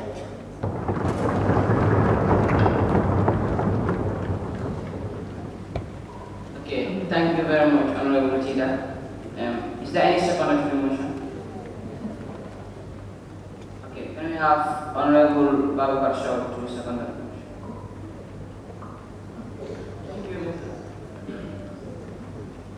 Thank you, Mr. Speaker, for giving me this floor. Good morning to you all, honorable members, honored guest present. I am Honorable Babakar Shaw from NBR. I stand here today to second the motion with my colleagues mentioned that this assembly do consider and adopt the question paper on accelerate action towards the Gambia Union by the Children National Assembly of the Gambia. This question paper also do mention of the establishment of recreational facilities and sporting facilities for children in all regions of the country in fulfillment of their rights. Mr. Speaker, if you allow me, I want to elaborate more on this point. You may proceed. Thank you, Mr. Speaker. I furthermore say that for the development of our young brothers and sisters in the rural Gambia, they must be provided with this facility, that's the playgrounds and the play parks. Like, first of all, play is a right for children. So, in order to provide the area, they should be provided with this material. And like, it plays an integral part in children's development. When we talk of playgrounds and play parks, it is a public area designed for children to play, usually outside with specific material. So, Mr. Speaker and honorable members of Parliament, like it is sad to see little children playing on the baseline with everything, slippers, and then even bottles. Like those things are dangerous when you break sometimes. And some of them even both they don't have to afford one. And then to mention some of these benefits, like what they contain, some of these benefits, like it has a variety of benefits on this kids. It helps them develop their physical strength, coordination and growth, improve their mental health, foster their abilities, and then like develop their mental health, and then like they have creativity, and then provide a safe place for them to explore and learn. Mr. Speaker, honorable members, Mr. Thomas is present here. Before I take my seat, let me remind you why psychologists introduced this use of playgrounds and then play parks. Playgrounds and play parks were introduced as far back as the 19th century. Psychologists such as Frederick Frober, a German educator, and who was the founder of the kindergarten, and one of the most influential educational reformers of the 19th century, introduced playground as a way of helping children to build a sense of fair play and manners in them. So I encourage this house to look into this issue and help all the children with this playground. Okay, I now put the question. The motion has been moved and it has been seconded that this Honorable Assembly do consider the position paper on accelerate actions towards the Gambia we want by the Children National Assembly of the Gambia, August 2023. Those in favor, please say yes. And those not in favor, please say no. Those in favor, please say yes. Yes.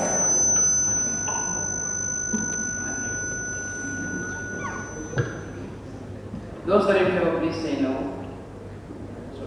So all of you are in favor of the motion. So any honorable member who wishes to take part in the debate may do so now.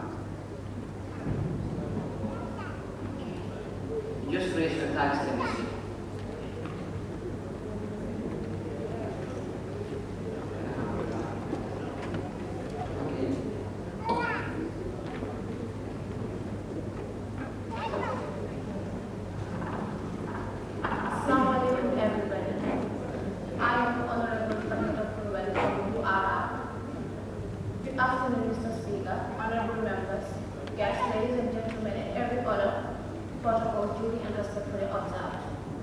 Mr. Speaker, if you permit me, I would love to talk about ensure that all schools, including madrasas and health facilities, have sanitary pads which are always available and accessible to girls and young ladies. Mr. Speaker, it is very sad that in the rural Gambia area, girls find it very difficult to have access to sanitary pads. Even though the foundation of our First Lady is there, but still we buy pads. Even if there is availability to pads, but there is no accessibility to pads, so meaning it has no use. There are many girls that have been dropped out of school because of problems that have to do with their menses. There will be girls that will menstruate due to not having pads. They stay back home. And most of the girls in a month, every month we menstruate 5 days. Okay, honorable member, can you please resume your sheet for now? Yes, just an information that came that the First Lady is going back. She left all her busy schedules to come here, and we are acknowledging her presence here just to show her respect, and we thank her for coming and let her leave, then we will proceed with our questions.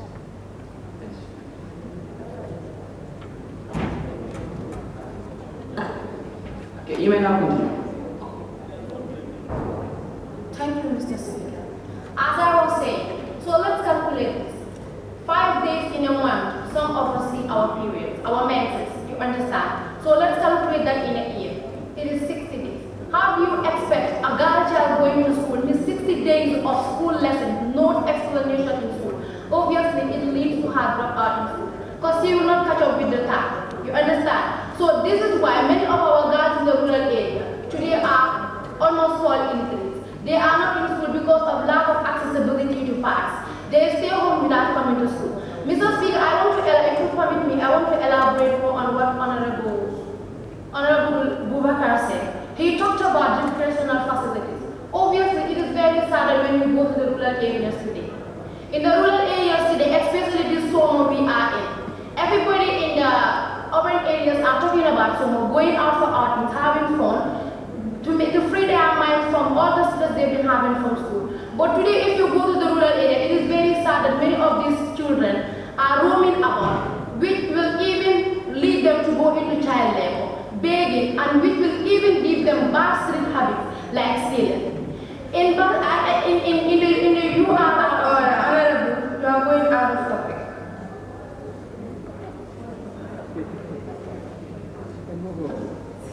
You were saying about lack of sanitary pads. Please rise. You were saying about lack of sanitary pads. And you're going out of topic. I'm taking this word topic. Lack of playing ground and child labor. And you do mention that in the schools, you said that us guys see our periods 5 days, and you're going out of topic saying about child labor. So you need to maintain your topic and then give the floor to another one.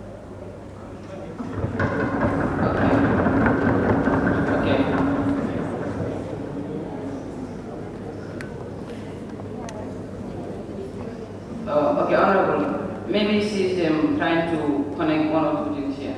Let her complete and we see whether she's out of topic or she's still on the lane. You may proceed. Please make it very precise.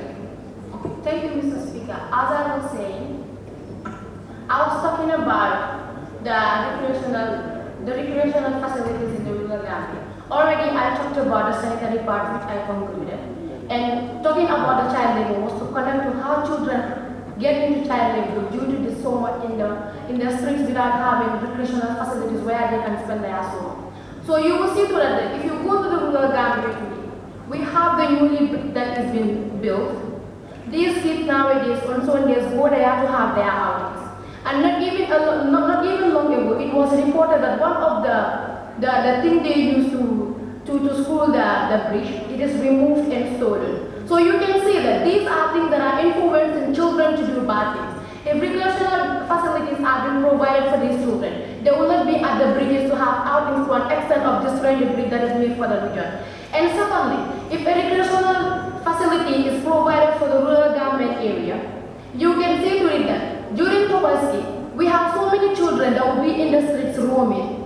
Instead of them confined at one place to have their time of Tobaski, but no, they end up being in the street roaming about that can cause accidents to many of the children. We are losing thousands of children in every Tobaski, I can say. You talk about also parents cannot control their children during the Tobaski. Let's say, for example, we have a recreational facility in the rural Gambia where children can all come back and be. Obviously, when it is time when parents come to look for their children, they will be able to get access to them. Mr. Speaker, and this House, the honorable members, I think you all will agree with me that the rural Gambia also should have a recreational facility. And who can provide this for us? We have the Ministry of Youth and Sport to help us provide recreational facilities for rural Gambian children where we can all convert to have ourselves in order to stay away from things that will harm us. Thank you. Okay, thank you, Honorable, for that contribution. Remember, we have to be time conscious, and we are many here, and it has to be quality. Almost all of us have to speak. So if you are given the floor, please try to make your speech very precise. And be reminded that we are talking about a whole document. So not that when someone talks about this thing, you you also have to support the same thing. When a person praises this thing, you also can raise another thing, because it's a whole document we talked about, okay? Yes. Okay, can I have Honorable Ibrahim Sorry? Thank you for giving me the chance to express my opinions. So, Mr. Speaker, as we mentioned in the report, of this thing, that there was a school bus which was normally used to transport students within the region. So this was a big problem which was mentioned by the students and many more other elements in the community. And you know, all of us knows that there are children trekking for 90 kilometers every day. According to their sayings, there are children trekking for 20 kilometers every day. Imagine, as a student, you wake up in the morning or afternoon, going to school with the harsh climate condition and not the safety or the security of the place. You go to school, you come back 20 kilometers every day. How will you feel that? You feel lazy. So most of the time, this thing you are thinking, so you drop out of school. So other thing I want to talk about is like the government should try and they make sure that they provide the transportation in this country, especially in rural Ghana. If the government is able to provide every parliamentarian in this house a 3.9 million people, that is to transport them to do their things, then the government will be able to make sure that there are school buses all over the country and sustainability of school buses in this country. So the other thing we're talking about is about learning materials. I'm still on the educational sector. According to the regional tour we made and regional tour we have, according to students, their opinions with their mentor, learning materials in the rural Gambia, or the Gambia at large, especially the rural Gambia, is a big problem in this country. There are availability sometimes, but sometimes again, the accessibility lacks a lot. But sometimes, at times, government will send books, textbooks, and other learning materials, but the teachers still keep it with them, you understand? And maybe in the form of selling all the textbooks and telling students that if you don't have textbooks, I'm not going to write them. So it's an affection. So you find about standard IT science and laboratories in the rural Ghana is a big problem. Students are moving from the rural Ghana coming to the urban center because of education. And why not is it that national kids don't say I'm going to the rural Ghana? It's a big question to the government. I hope the government didn't see that as an representative. So what I'm going to say again is, we urge the government to make sure that rural Ghana is being developed to the fullest, just like the way urban centers are. Because children in the rural Ghana have the potential, but not that the lack of opportunities, understand? So the other thing we'll be talking about is the poor infrastructural development of schools in the rural Ghana, including madrasas. Schools in the rural Ghana, honorable speaker, there is a lack of poor infrastructure. What do you mean poor? So you understand, most of these schools you see them, the moment you enter, and NYC, some of the members of NYC here can access to it. The moment you enter inside the class, you are welcome to the food grab or sweat, you understand? So how do you expect a child to be in the class and focusing in class and learning in the class while you will be so motivated? You understand? Those kind of results. There has to be any conditions of those classes. You understand? And the other thing is again, the schools or the schools of madrasas in the rural Ghana is not well built. It's not well arranged, you understand? So the other thing I'm holding is the government to try and see a look at this whole infrastructure development. And MSc Holland will recommend it for that. We will recommend this thing MSc Holland for that creation of schools in the rural Ghana and trying their level best. So as government, as we always say, so many schools to go back, put the past in Congo, right? So as a government, if MSc Holland or other donors are helping them to create sort of infrastructural development of schools in this country. So I believe government will have to provide everything, a transportation issue of school buses and others. So honorable speaker, the government should listen to this and take action to the fullest extent. So thank you very much. Okay, thank you, Honorable Ibrahim. I think now is the convenient time for us to have the 1 hour break. And please don't feel offended. Everybody here is going to participate unless if you don't want. We will all do our contributions. But there is notification that we should have a 1 hour break for now. So it's our show. You don't worry. Okay, and now the house stands suspended for 1 hour. Which is to work closely with partners to address regular migration to the specific purpose and children. I'd just like to link with my suggestion, which is the government should offer new and exciting opportunities for young people in the Gambia, especially the provinces, by establishing 2 or more companies in each region, which will be an important moment in the country's history, and an exciting time to be in the Gambia to create changes, build businesses, and save the economy. Honorable fellow honorable members, and all invited guests, thank you. Okay, Honorable, thank you very much for your contribution. Please rest. When you are giving the floor, make sure you make the speech very precise and talk like give a problem and give a recommendation to your problem. If this is a problem, make sure you attach a recommendation to it. That will make the city very easy.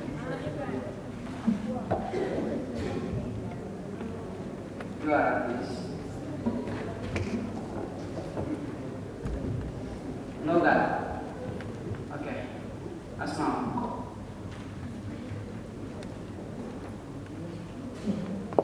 Thank you, Honorable Speaker, for giving me the floor. The issue I want to elaborate on is lack of transportation. Example in my region, URR, students are facing very difficulties in terms of transportation. The government should try and provide school buses for us, not only those traveling from far distance, but the disabled, those who cannot see and those who cannot walk. Or is it that the government is telling us that what students in Congo can do, we students in rural area cannot do that? No, it's impossible. So therefore, we are urging the government to provide school buses for us. Especially, just look at in Congo here, almost every school you go, they have school buses. Go around the rural area, no school with school buses. Thank you. Okay, thank you very much, Honorable.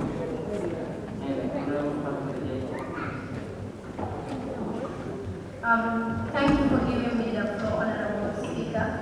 I would like to talk about sexual and gender-based violence, but specifically talking about FGM, which is female genital mutilation. Female genital mutilation is the cutting of the clitoris, and the clitoris is the sexual desire of a woman or a girl. And we know that most of the people who are affected by the female genital mutilation is the children. And there are laws that are made, but they are not implementing those laws. And we have come to realize that most of the time, parents will take their children from the Gambia, take them to Casamas, mutilate them and bring them back to the Gambia. When the child is a Gambian, and if the laws of the Gambia said this should not be done by a girl, it shouldn't be done by the girl, even if you go to another country, because the United Nations Convention on the Rights of the Child says that Article 3 states that anything you are doing for a child should be in the best interest of the child. But let us look at the complications that comes with FGM. About some of the time when you are giving birth, there are complications. Even menstruation, you become like your stomach will be paining, have lower abdominal pain, and a lot more complications. And I would also like to talk about anyone who knows about the mutilation of the girl should be punished. And those who know they are around that area and know about it, they should be punished. And the parent who take the child there should be punished. And the Gaziba also should be punished. And what I'm going to say also is that this FGM is a big issue, most times, because we have 3 types and they are severe than each one. The other type, which is impregnation, is where the both largest are cut and the girl will be sealed. And most of the time, they will wait till you are going to get married, they try to take it off, and most of the time, even menstruation, it blocks it. And it becomes hard for the girl. Most of the time, that is why most of the girls have complications when menstruating. And I think these things, we have to talk about it. The laws are there, but what are they doing for us? So we need to look into that. Thank you. Okay, thank you, Honorable. I'm taking one, please. Okay, you.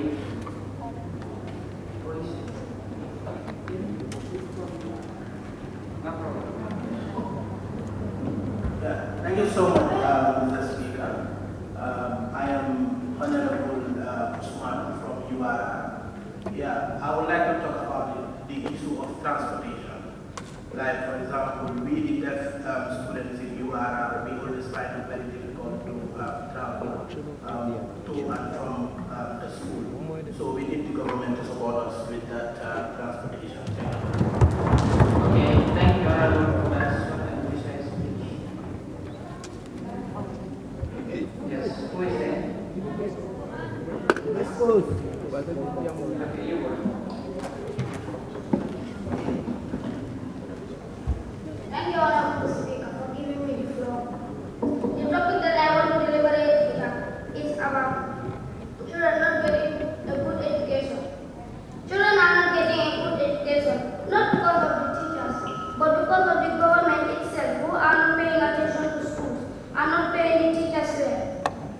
Nowadays, you will see in schools, you will see some teachers who are very sick or lazy to teach.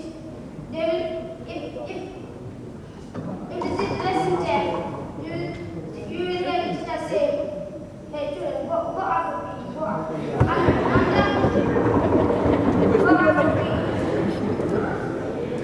then, go out of the because they don't have much values or the things they need.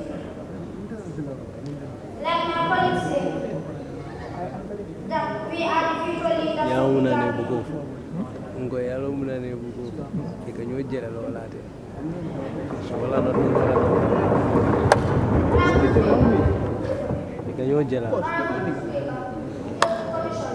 Can I ask all the honorable members a question? How can we be the future leaders of the Gambia when we are not educated? And I think the government should pay the teachers well so that we can get a good education and should pay attention to schools and know what is happening to them.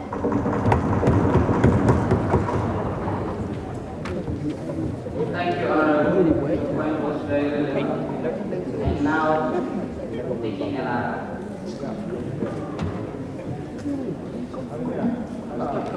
okay, Honorable Alai.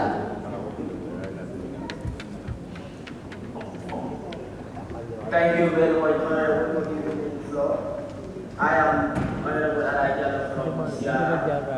The issue that I want to talk about is child marriage. Thank you, which is a major phenomenon in my region. So, the policy that I used to apply here, all the honorable members, is what one journalist said, Anas Al-Melawanas. He said, you should name, jail, and save bad guys. You should not set them free. You should not allow them to be free. So, if you talk of child marriage, it is normally, like it is usually rampant in the rural areas, where it is as a result to many the different issues and conditions. That's why many young girls are married at a young age. So we will like the government to take a very strict actions so that they will overcome those issues. We will also like the government to have at least something like a community policing sort of, like people within. As far as we know, some of the villages are very far from police stations and other stuff. So we will need at least the VDC and other stuff. Some people are trained. They are well trained enough so that they will be able to report these cases as fast as possible. Most of these cases used to happen deep in rural areas. So before those guys to have saviors, those people who will save them, it's normally used to be a very big issue. So we are asking the government to look into those issues. In the remote areas, in those villages, let them have community policing, at least so that those girls, those young children, if their rights are violated, so that they will be able to overcome them.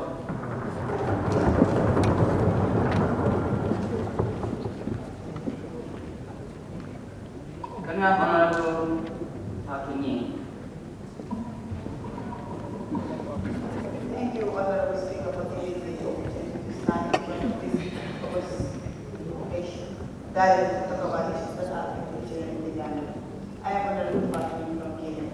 My topic of discussion today will be cyberbullying. As we all see, cyberbullying is a form of bullying that is done through the use of social media. For example, sharing of someone's news pictures or commenting negative comments on someone's social media platform. The major things affect our children in the Gambia, especially people from my children from my cyberbullying, people from my cyberbullying, this can really lead to them in their life. We have seen a lot of cyberbullying cases, and these have major negative effects on these victims. These victims just put their life during a picture or video that went viral and they can't do anything about it. If there were laws that are put against cyberbullying, people will think twice before to think of mean comments, which just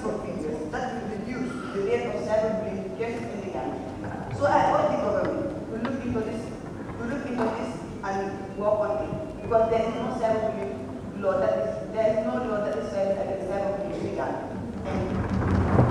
Okay, thank you very much. Can I have Honorable Jai? Oh God, I don't know how this works. Thank you, Honorable Speaker, for giving me the floor. I greet you all, ladies and gentlemen, and my fellow parliamentarians. Honorable Speaker, I would like to elaborate on number 11 of the standing point, which reads establishment of science and IT laboratories in all schools in the Gambia and support their effective function.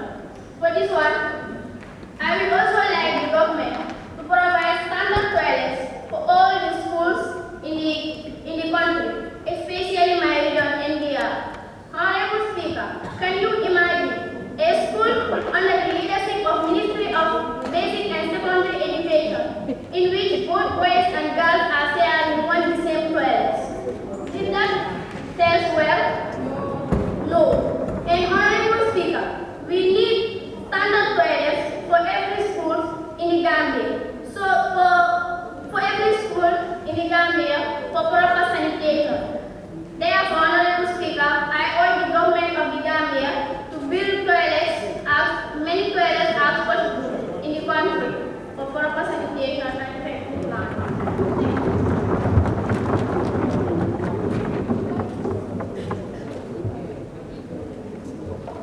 Okay, the one interpreting, you can give a question. Hello everyone.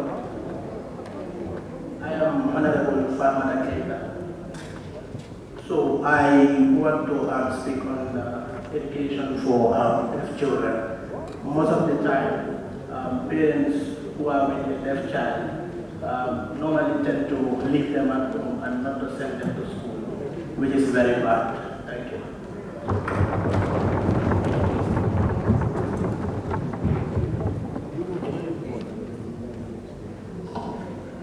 Okay, thank you, Honorable.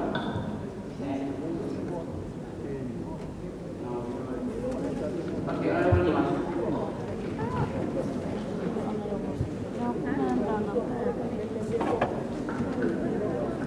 Assalamu alaikum wa rahmatullahi wa barakatuh. I would like to speak in my Very good. Nko mnyimasa SJC modeli jono elara lafta kadiamu arati skula karan kom bakara nyana ni English school mo pada tabata ya jahan school mo la lo ne mai ndola school ya fanya ka tsana ndola taji wa ya fanya school nya lo ka 20 years back hasa school nya mo pesa do miliara ko sabu ko dira kali anu school nya class ko be na be tinya anu na likely para han ko te miliara ko be na paso ko student no miliara ko sakara ko wala anu sin na what more than ko do school fees na do ko ma to na na ka primary ko kala na ka ti ne ba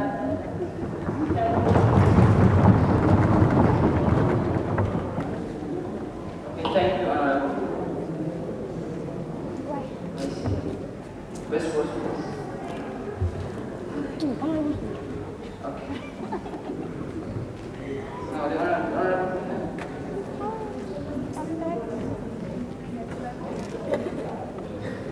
Good afternoon, everyone present. I greet you all. I am Honorable Larry Sabu, a representative of West Coast Region. Today, I would like to elaborate more on the unfair treatment of Arabic schools, like from in our field of Honorable Sister. Government from Gambia, for all the students, like Gambia, they know the dignity. We all have the same right for school, like education. When in Arabic school, we can say like Masakun they pay more attention on English schools than the Arabic schools. Like in Arabic school textbook, the government is not providing sponsors for them. They are not having the proper buildings. they are not having proper furnitures, no textbooks, and they are not having like a science lab or IT lab. If you see like English students are having all those things, the government is not even providing a school bus for the Arabic students. If I may ask Honorable Speaker, is that a fair game, giving English schools a school bus for transport, even though all the English schools did not have? But what about the Arabic students? What are we doing with our Arabic students? I want you to answer this question, Honorable. Okay, that's no problem. Honorable Speaker is also advocating as you are doing. I think we both come together as a team.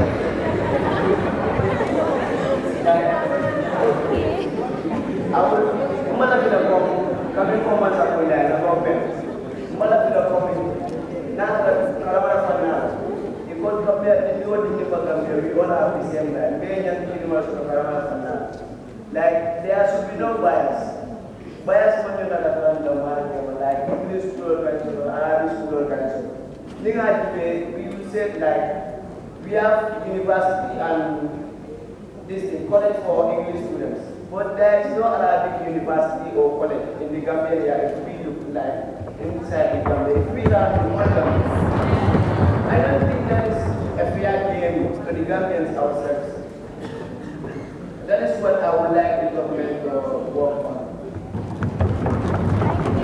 Okay, thank you very much, Honorable. Your point was a very important one. And the issue of Arabic school students is of concern because we all have equal rights in the country. But yes, we are all behind the same government. So if they provide for us, they should also provide for them. Though even us, we are not satisfied as for now. Okay, you.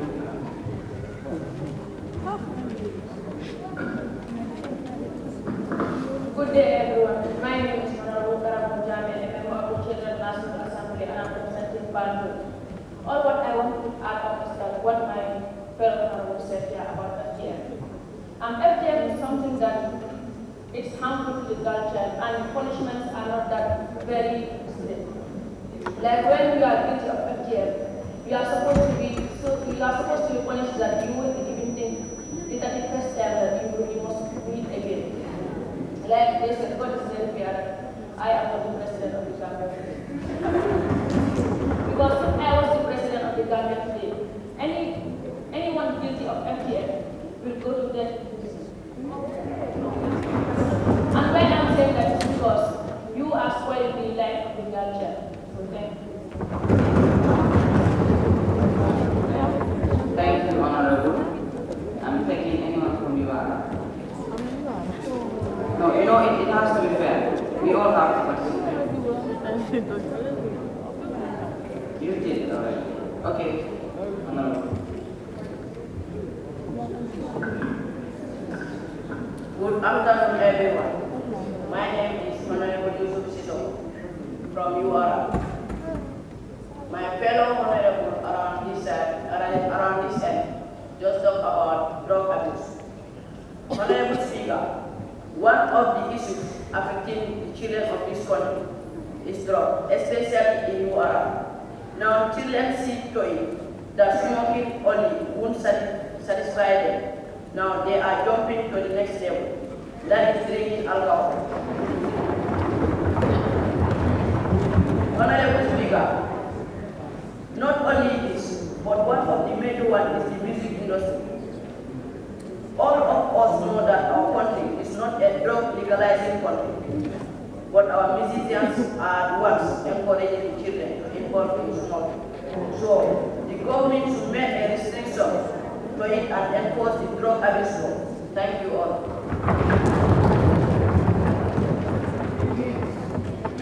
Okay, thank you, Honorable. And Honorable Ibrahim. Good afternoon, everyone. Thank you, Honorable Speaker, for giving me the floor to give out my speech. The topic of this course now, I'm going to talk about is Richmond Center for Children.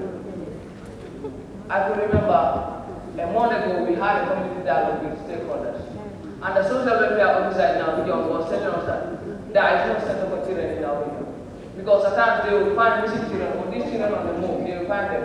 But the place to accommodate them is always a problem. Because they are not expected to take those children to police station for them to sleep there. Where are they going to sleep?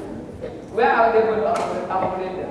So the government should provide like a center for children across all regions in the Gambia, so that when children are found missing, they can be taken to that center for children before they locate their families. And like at times, in the case of teenage pregnancy, some parents decided to like disown their children. Like when a girl child gets pregnant, their parents decided to disown them. So in that process, those kind of children can be taken to those centers for children, so that they can be taken care of before they deliver. That's my point. Thank you.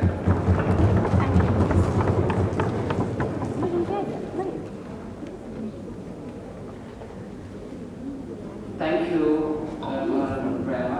I think you also have to be gender balanced. You have been taking voice for quite some time. And now those who have spoken, I'm not sure you have a second chance to speak. So I'm taking Honorable Mariam of Kenya.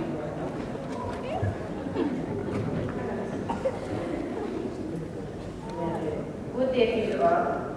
My name is Honorable Mariam. My topic is about teenage pregnancy.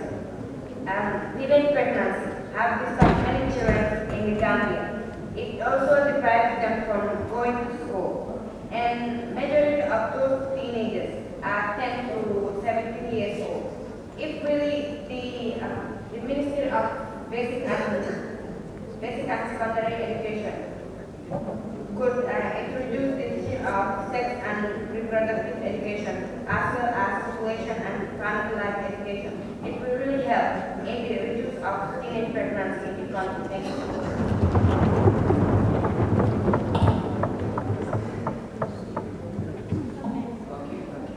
If you have spoken, you may raise your hand to cut down, please, so that we have equality. I'm taking Sarah. Okay. Honorable Speaker.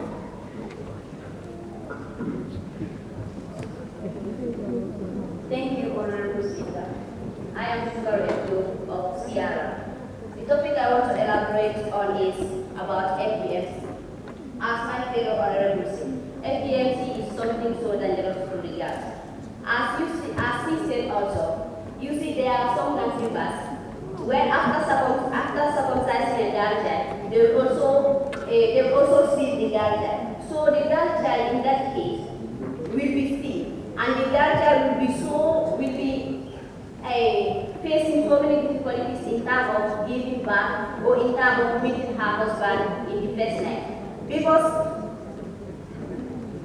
there is a small hole that the Nganjima will leave for that girl child, whereas only urine and menstruations are around. So in that case, when the guy gets married, you know she will be taken to the Nganjima to remove that seed.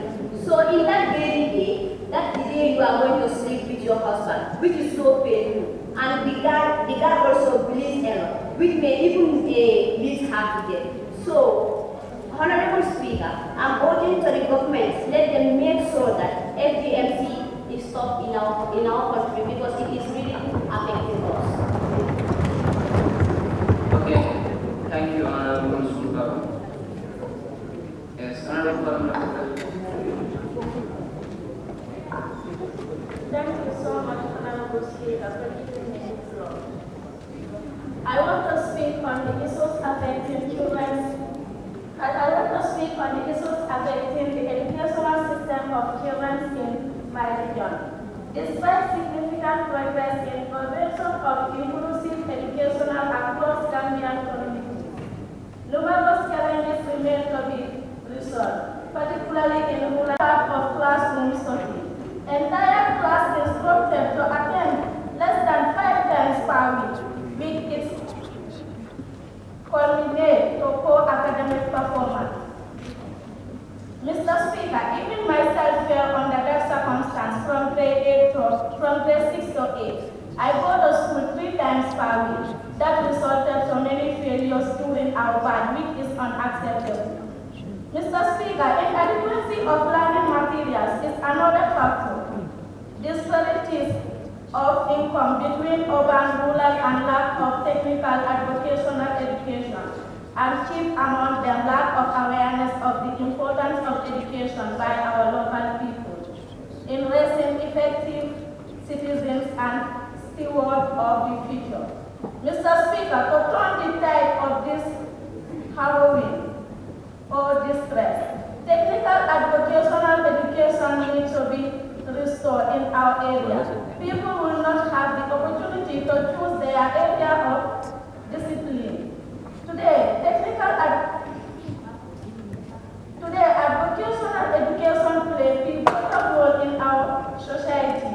It promotes self-employment, self-reliance, and promotes livelihood people within their locality. Mr. Speaker, I believe if these problems and recommendations are considered, I'm sure educational system in our area will be addressed. Thank you. Okay, thank you, Honorable Madam. And we are running out of time, please.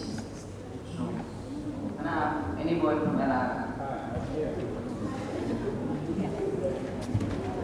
Where are you? Okay, come on. Okay, thank you so very much, Mr. Honorable Speaker, for giving me this great opportunity to stand and raise the issues affecting my own people in my region. Okay, the issues affecting my own people or the children in our region, which is disabled people, like we say here, a free and fair education to all children in the country. But if at all, in our way of viewing, I can say there is no fair education in this country. Because imagine when you go to the street, the people you see begging are disabled. So I think here, we're supposed to think critically. What we can do, maybe they can do, in terms of intelligence. So here, I think, Mr. Honorable Speaker, the government should put this into consideration to even allocate a special budget for these disabled people, because they are part of children. Because in the definition of children, child, we say a child is any person under the age of 18. We did not say a disabled child is a child under the age of 18. We said a child is anyone on the age of 18. So, when the government is doing this, because in my region, LR, where I'm coming from, 80% of disabled people are sitting at home without doing nothing absolutely. And then we normally say education is the key to success. So how can they be successful while they do not go to school? So, Mr. Honorable Speaker, I would urge the government to put this thing into consideration. Because this thing, the disabled people will think that they have been neglected in this country. And then that's true. They have been neglected. The government will be building a school that you know that a crippled man cannot climb, and you will not provide something that a crippled man can climb on top and go and get it.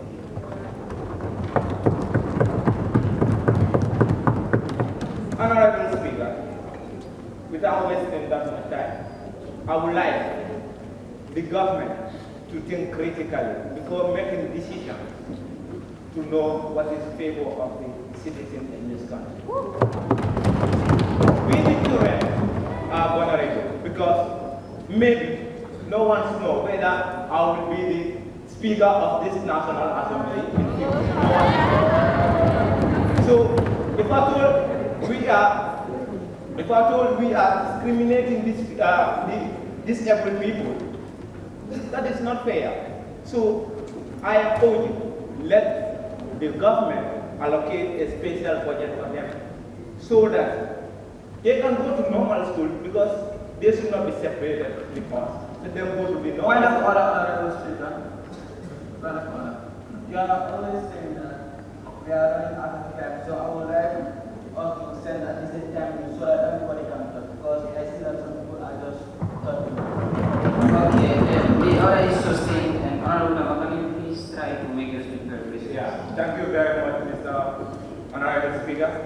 as I mentioned it before, there's no time. So I'm proposing, like this is my final point, that a government should allocate a special budget for them so that they can also go in the same school that we are going.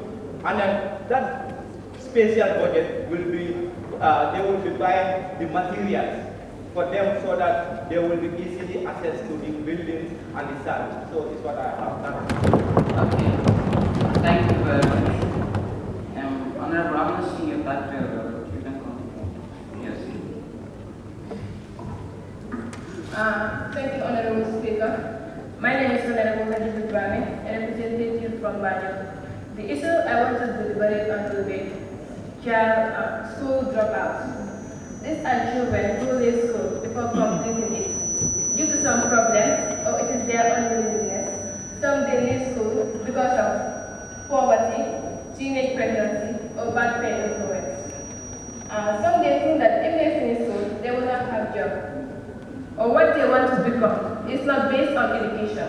So the people I think that they can help us to solve this problem is the government or non-government organization to provide free training centers for the dropouts to learn various skills like fashion designing, construction, hairdressing, or mechanics. As you all know that not everyone is good with the book and the pen. So I believe that if we do this thing, the dropouts will be comfortable in society and they will be valued in society. Thank you. Okay. Thank you, Honorable. For now, we have 20 or less minutes to go. So you should, if you make your speech very precise, you will have many people. We'll hear from many people before we leave. And you, Honorable. Yes. Thank you very much, Honorable Speaker. Your eyes. Thank you very much. Good day, everyone. I am Honorable Sudeki Bojo from Western Sweden. Honorable Speaker, the issue I would like to bring is make justice affordable and accessible. You see, in this world we have people who are rich and poor, and we all have our problems, and we solve them in our various ways. But sometimes we see that when the rich and the poor get involved, the rich always get away with it. That shouldn't be happening. You are poor doesn't mean that you don't have the right to justice. You see, sometimes it is because of corrupted judges, and sometimes it is because the fees are too expensive. So I'm urging the government to make the fees a little cheap and also put an end to the reign of corrupted judges. Thank you. Thank you, Honorable. That was very good and precise speech. I think we have to take. I'm taking Honorable Jawara from India.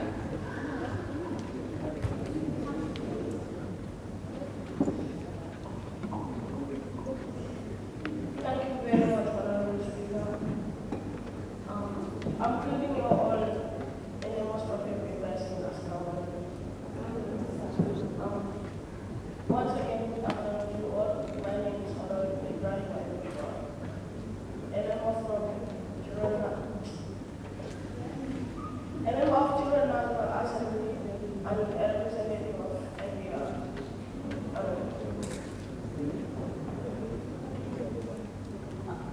I'm here to discuss with you guys about the lack of school facilities.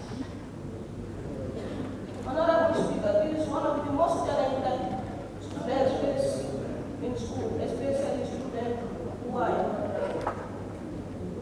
Honorable Speaker, in my region, that is NPR, students who are in madrasa complain lack of aid.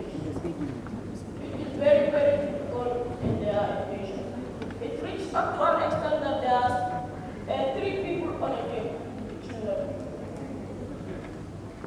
Honorable Speaker, and the same madrasa students are complaining of qualified teachers.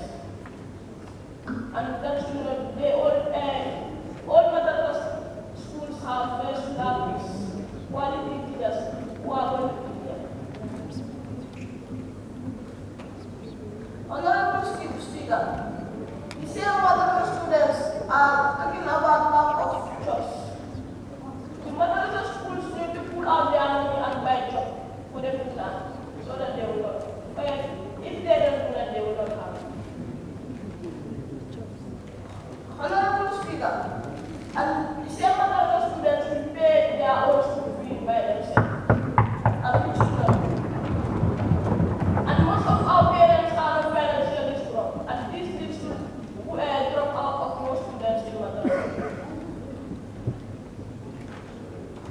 And most of the parents cannot afford that money because it's always covered. So that same money is what they use to pay their staff because they don't have anywhere to pay.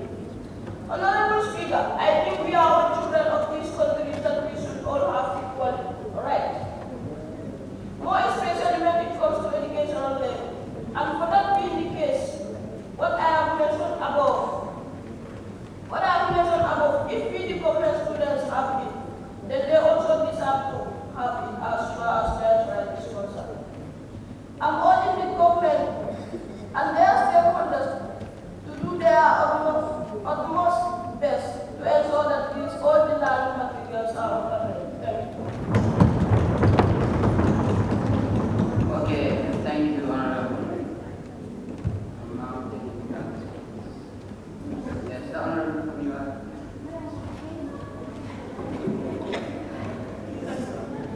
Assalamualaikum everyone. My name is Honorable Maria Santo. Honorable Speaker, thank you for giving me the floor. Honorable Speaker, I would like to talk about child marriage because it is very rampant, especially in URA, where I come from. I am Honorable Usman Jai. I am here to talk about the workers and women in Honorable Cynthia. I would like to ask a few things about it. Like what you said, drug abuse we all know is a major effect in our communities. Children's abuse drug different cause of parents, sending them to bed or in an early, which is not good for the child or the children. Like in our area, we have some people sitting around our community saying, Camellia. People, they always see a child passing the light. And carry the general cigarettes. And when you refuse, they will be like insulting you or harassing you. And you going with your friends who don't have nothing to say about that. And that is not good for our health. Thank you, brother.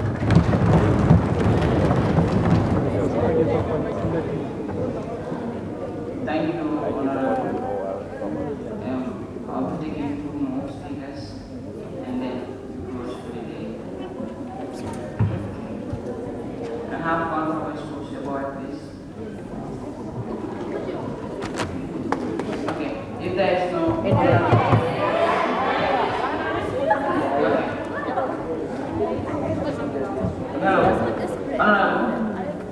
want to talk on the phone. Good afternoon, everyone. First, I would like to thank the Honorable Speaker for giving me the permission to finally speak. The topic I would like to talk about is provision of access to medical supplies in all health facilities in the country. Now, preventable and treatable diseases like malaria, respiratory infection, diarrheal diseases, malnutrition, and neonatal sepsis are largely responsible for the childhood fatality and mortality in the Gambia.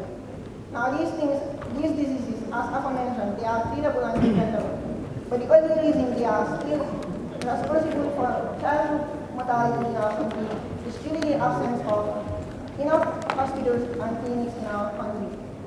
And the few that we have also do not have proper medical care. The government needs to come up with they need to build more hospitals for our students, for the children of this country. Now, timely medical care is a basic right that every child deserves.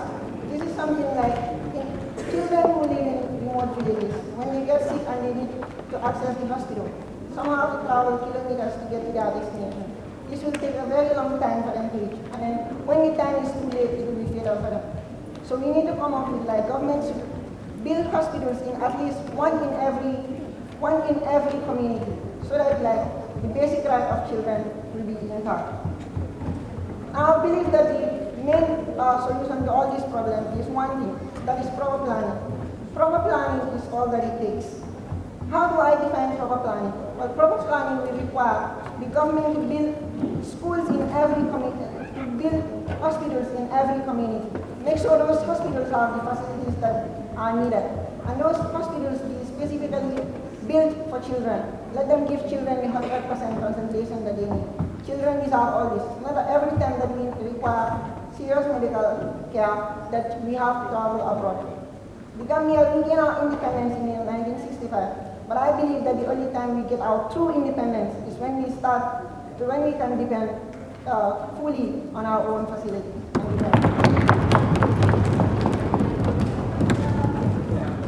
India. Apologies to those who don't have the chance to speak. Just have an announcement that the time allocated for this session is now. So we have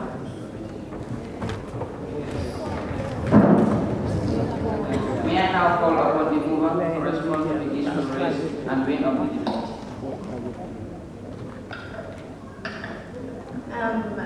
Good day, Honorable Members. Once again, I am Honorable.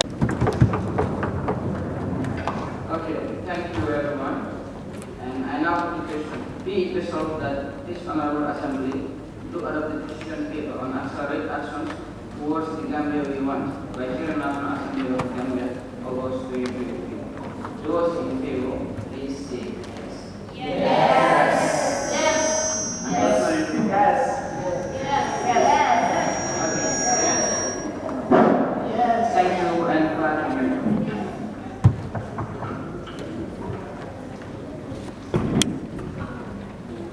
The handing over of the question paper to the Honorable Minister for Gender, Children and Social Welfare by the Honorable Speaker, but the Minister is not here, so we will hand it over to the Director of Children under the Ministry of Gender, Children and Social Welfare.